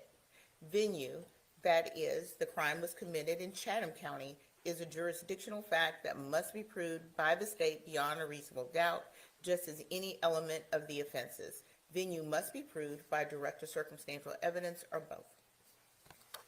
Malice murder. For malice murder, the state must prove that the defendant, 1, caused the death of another person, 2, unlawfully, and 3, with malice aforethought. The killing must have been done with malice to be murder. Malice, as a term used here, is not necessarily ill will or hatred. Rather, it is the unlawful intent to kill. You may find malice when the circumstances show that the defendant acted with a deliberate intention to unlawfully take the life of another person. You may also find malice when there does not appear to be significant provocation and all the circumstances of the killing show an abandoned and malignant heart. The state does not have to prove premeditation to prove murder. If a killing is done with malice, it is murder, regardless of how briefly the malicious intent existed. No specific length of time is required for malice to arise in the defendant's mind. Malice may be formed in a moment and instantly fatal wound would be inflicted. If malice was in the defendant's mind at the time of the act or the killing and moved the defendant to do it, that is enough for the killing to be murder. Malice. Malice may be expressed or implied or both. You may find express malice when the circumstances show that the defendant acted with the deliberate intention to unlawfully take the life of another person. You may imply malice when there does not appear to be a significant provocation and all the circumstances of the killing show an abandoned and malignant heart. Motive. The state does not have to prove motive to prove murder. Any evidence of motive has been admitted for your use in determining the defendant's state of mind at the time of the killing. Felony murder. For felony murder, the state must prove that the defendant, 1, caused the death of another person, 2, by committing a felony. Aggravated assault and cruelty to child. Aggravated assault and cruelty to a child in the first degree are felonies, which I will define for you shortly. The state does not have to show that the defendant acted with malice to prove felony murder. Causation in felony murder. You may find the defendant guilty of felony murder if you believe that she caused the death of another person by committing the felony of aggravated assault, regardless of whether she intended the death to occur. There must be some causal connection between the felony and the death. Felony murder is not established simply because the death occurred at the same time or shortly after the felony was attempted or committed. The felony must have directly caused the death or played a substantial and necessary part in causing the death, regardless of when the death ultimately occurred. Causation is a question left to you, the jury, to decide. Concealing death. For concealing the death of another, the state must prove that the defendant, 1, concealed the death of another person, 2, which hindered the discovery of whether that person was unlawfully killed. Simple assault, generally. A person commits simple assault when that person attempts to commit a violent injury to the person of another. Aggravated assault with an offensive weapon. For aggravated assault, the state must prove that the defendant, 1, assaulted another person, 2, with an offensive weapon. To prove assault, the state does not have to prove that the other person was actually injured. However, the state must prove that the defendant attempted to cause a violent injury to the person. An offensive weapon is an object that causes death or serious bodily injury if used against someone. Determining if weapon is offensive. In deciding whether an object is an offensive weapon, you may consider all of the following factors: the nature and extent of any injury inflicted, the character or capabilities of the weapon, the manner in which it was used, any display of it to the jury, any other circumstances of the case. Cruelty to children in the first degree, malice. For cruelty to children in the first degree, the state must prove that the defendant, 1, maliciously caused, 2, cruel or excessive, 3, physical pain, 4, to a child under the age of 18. In deciding whether the defendant acted maliciously,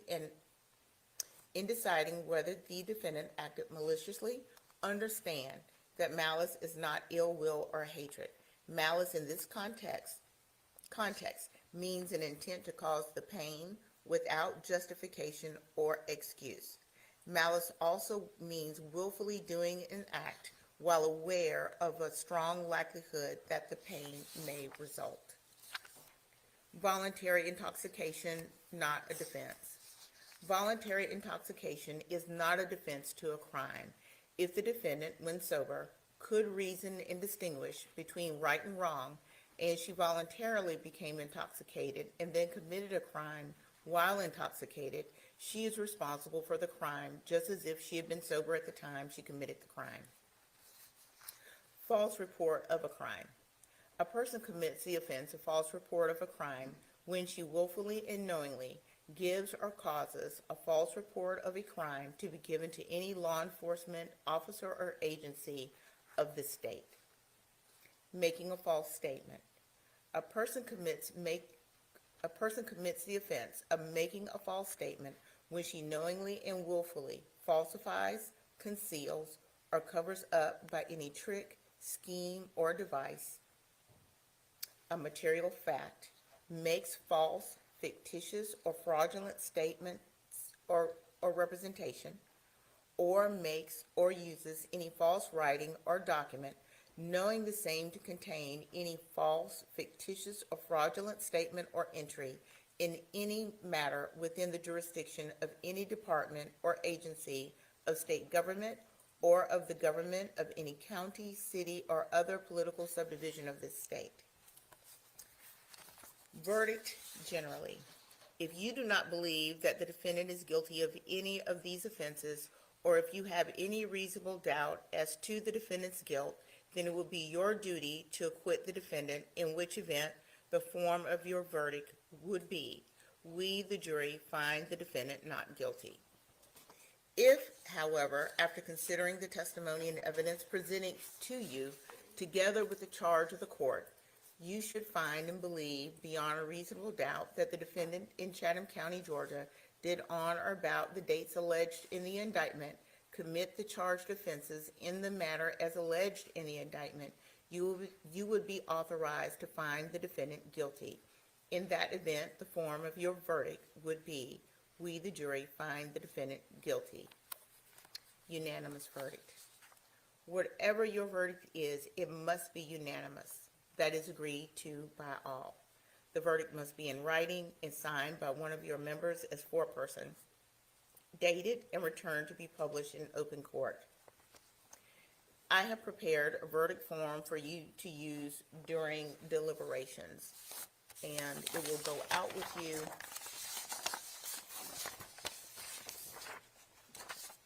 I don't expect you to be able to see it directly from where you are, but this is the verdict form, and it will state, or it states, we, the jury, find as follows: count 1, malice murder, and you have a choice. We find the defendant not guilty, or we find the defendant guilty.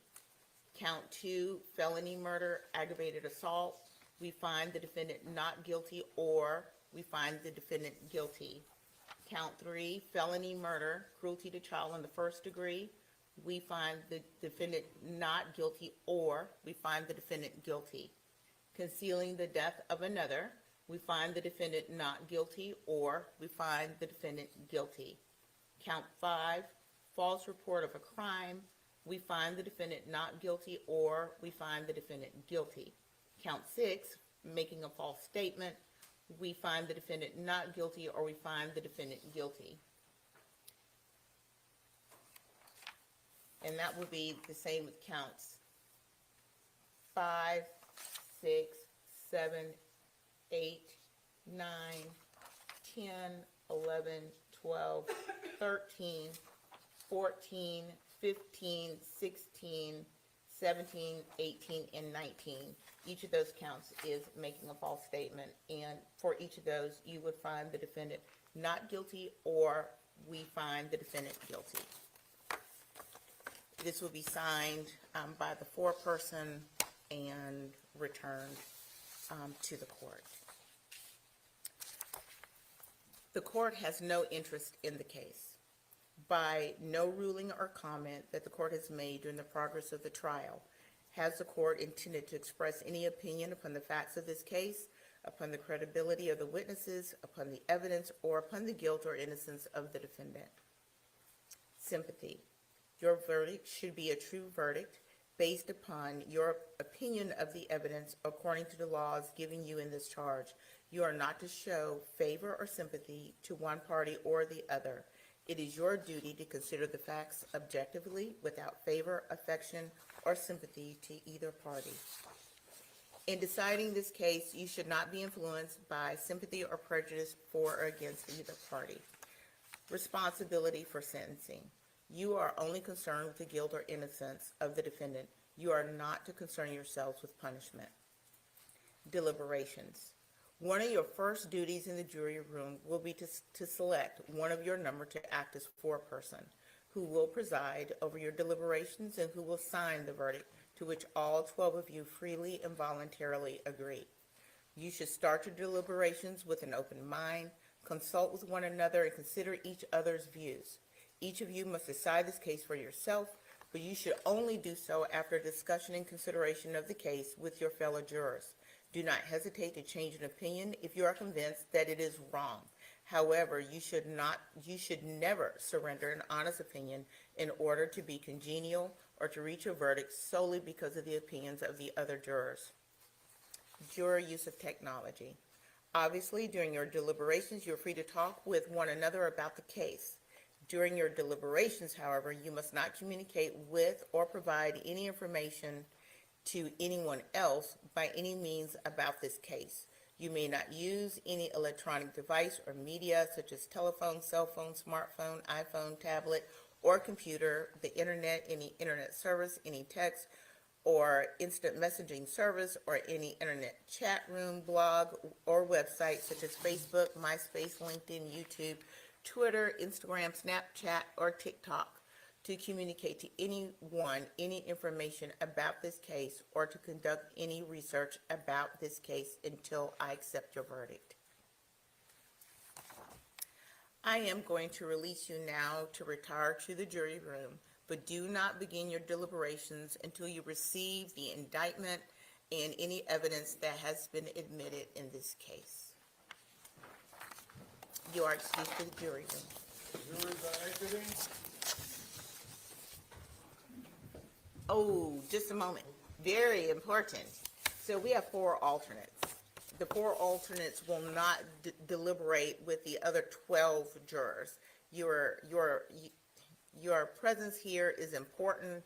We could not do it without you, but 4 of you will be remaining, and I think that's 1 through 12 are the primary jurors? Okay, so 1 through 12, please step to the jury deliberation room. And as to the 4 alternate jurors, you will go next door. Is next door free? Okay, thank you. So 1 through 12, please retire to the deliberation room.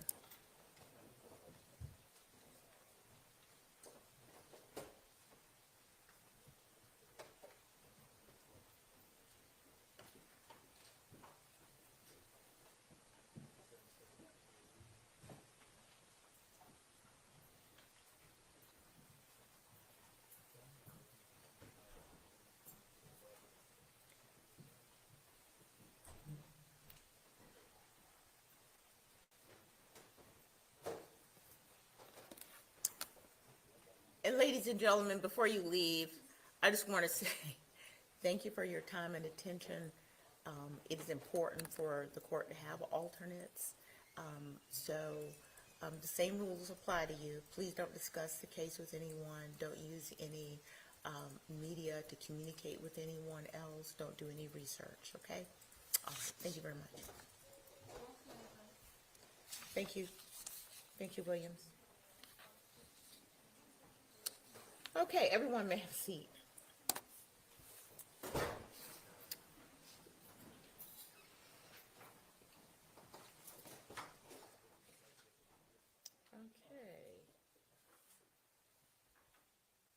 Anything from the state? No objection to the charge, Your Honor. Is that what the court was inquiring about? Yes. And Mr. Purse? Yes, ma'am, one matter. Yes. On behalf of Ms. Simon and pursuant to Official Code of Georgia 17-8-58, parentheses A, close parentheses, the defendant objects to the court's charge on prior difficulties between parties.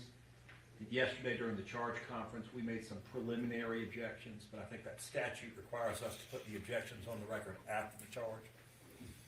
Our position is, there are circumstances where that charge has application, and this is just not one of them.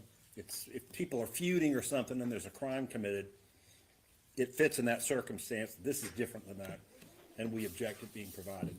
That's our only objection to the charge provided by the court. Thank you, Mr. Purse. Your objection is noted. Thank you, ma'am. And At this point, I guess we will, oh, yes. Coming up, take a look at the evidence. I know there was a preliminary review of the evidence.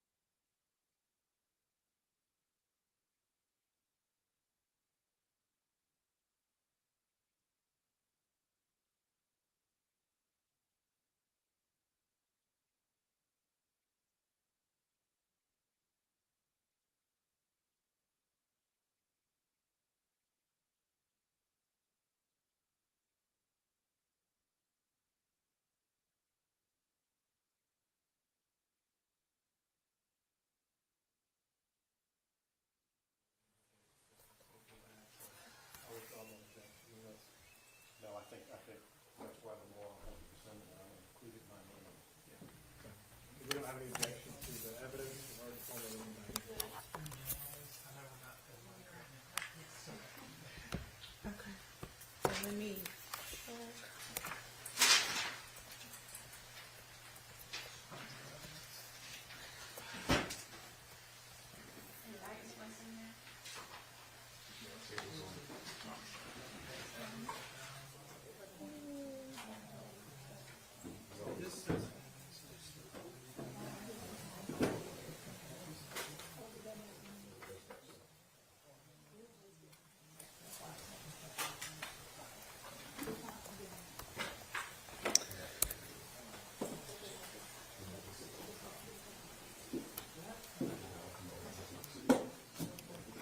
Okay, so the evidence that will go back to the jury has been inventoried.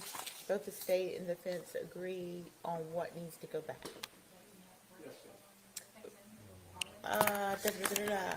Did I pass down the verdict form? Yes. Okay, you got I didn't see in there was the jury charges maybe. It's in there, I just. Everything was still in there? Okay, looks like everything is ready to go. All right, thank you, Deputy Smith. Can I see your jury charges? Is that your copy that you made?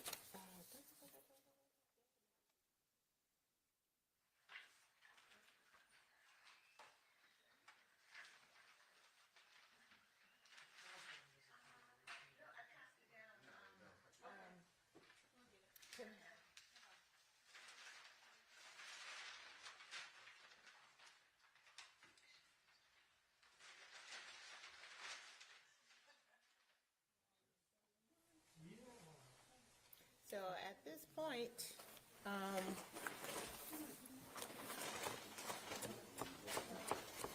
we'll send those back, and we have the verdict form and the indictment, Mr. Bryant. Yes. And there's nothing else that needs to be done at this point. So we will recess and await the verdict. We're in recess.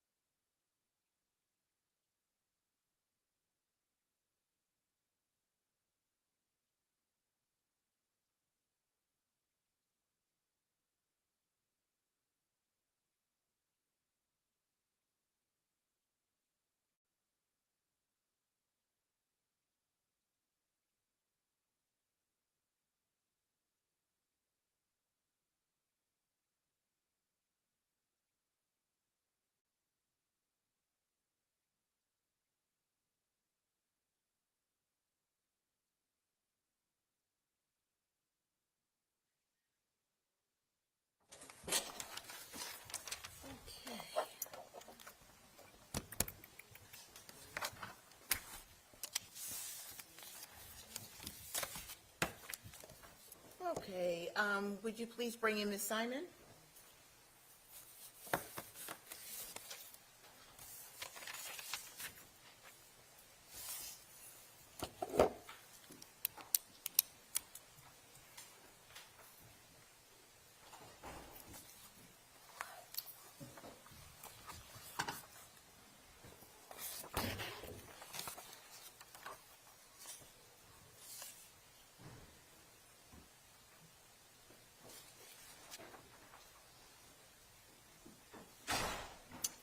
All right, let the record reflect that we are back in session in SPCR 22-03364J6. Counsel are seated, both for the state and for the defendant. The defendant is present with her attorneys at this time. So, before we go into anything else, there is a note. The jury room doors open now. Sorry to interrupt. Thank you. That was important. Okay. That's fine, thank you. Mr. Clerk, would you please mark this as Court's Exhibit 4? All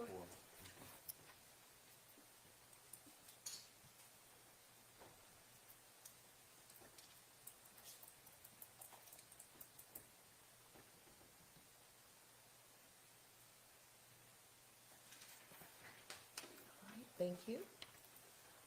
The question is, and we'll give you an opportunity to see the note as well. May we have 11 more copies of the indictment? Juror number 5, they want copies of the indictment. The only thing I can think of is, well, I'll hand it to Madam. Wait, here you go. Here you go, Solomon. If you would let counsel see that. Maybe they're marking through. But I don't want to guess. I think it's probably a great idea. Okay. I've never had the request before, but I can see why they would want that. Mm-hmm. And I haven't had it before either, but I don't see any objection to it. Okay. So, they asked for 11 copies. Pardon me? I'm sorry, I said 11. They said 11, but I'd want to give them 12 copies because I don't want them to make the mistake of marking on the court's exhibit or the actual indictment. So, other than that, I understand as well that they are wanting to leave for the evening and come back tomorrow. I second that one. Yeah, I didn't think there'd be much objection to that. You want to stay till about 10 o'clock, Mr. Dean? No, just, All right. Judge Morris would. This is Judge Stokes today. So, please bring in the jurors.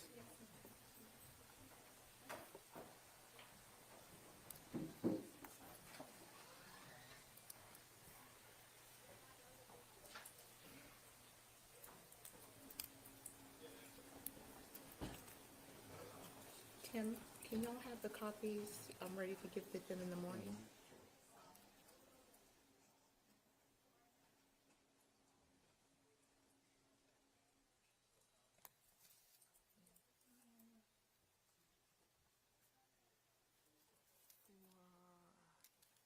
That's actually 5 o'clock.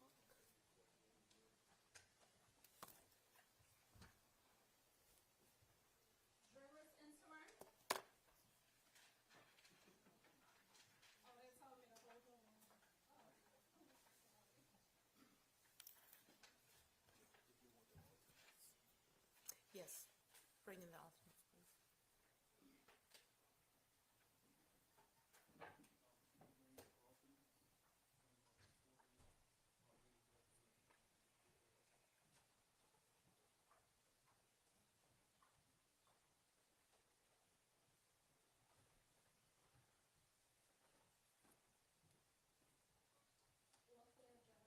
All right, thank you. And we're awaiting the alternates. Serving that one.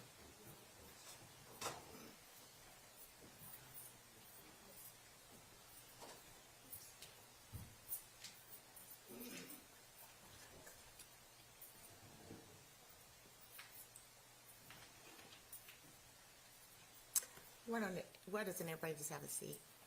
Wait for the alternates to come in.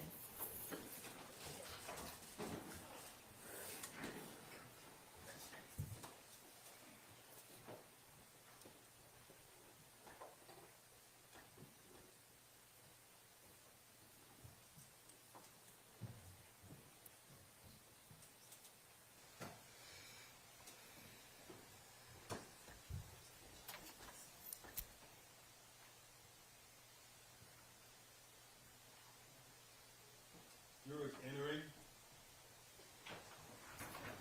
You don't have to stand.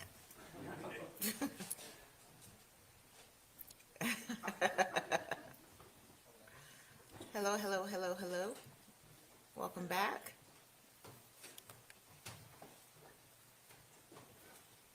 All right, everyone, please have a seat. So I'm going to jump right to it. The 12 jurors who are here, I did get your note asking for 11 copies of the indictment. We're going to prepare 12 copies. We don't want you to mark on the one that's the court record, okay? You'll have those in the morning when you return. The 4 alternates, I am going to keep you on call.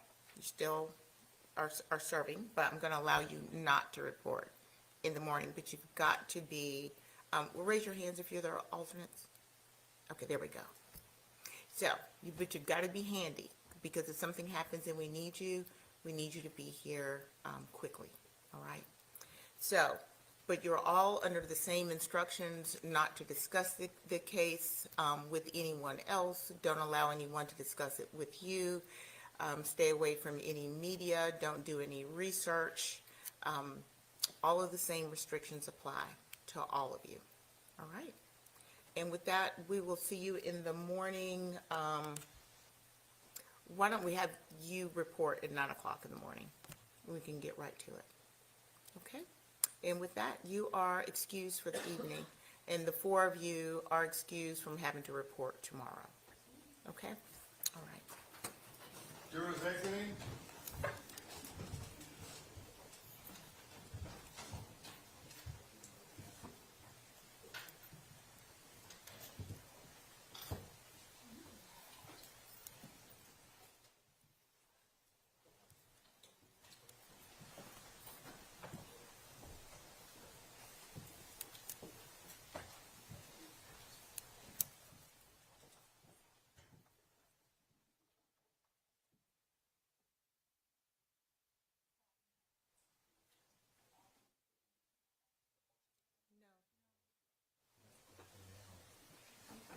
Call them back out now.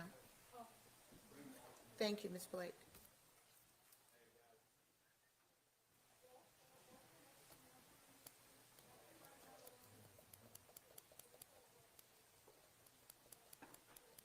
I know they'll all need to get transported to the meeting place.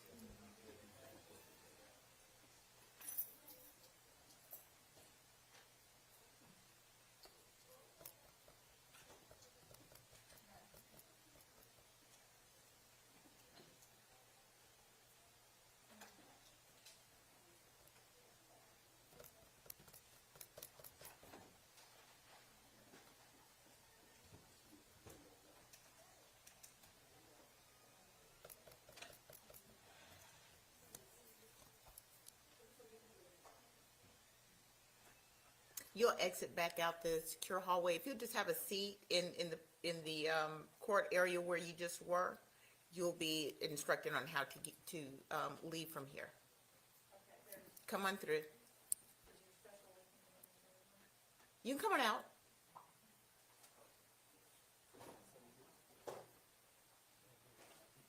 Thank you.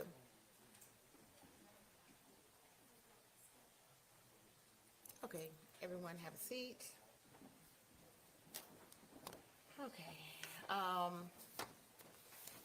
Mr. Dean, is there anything that we...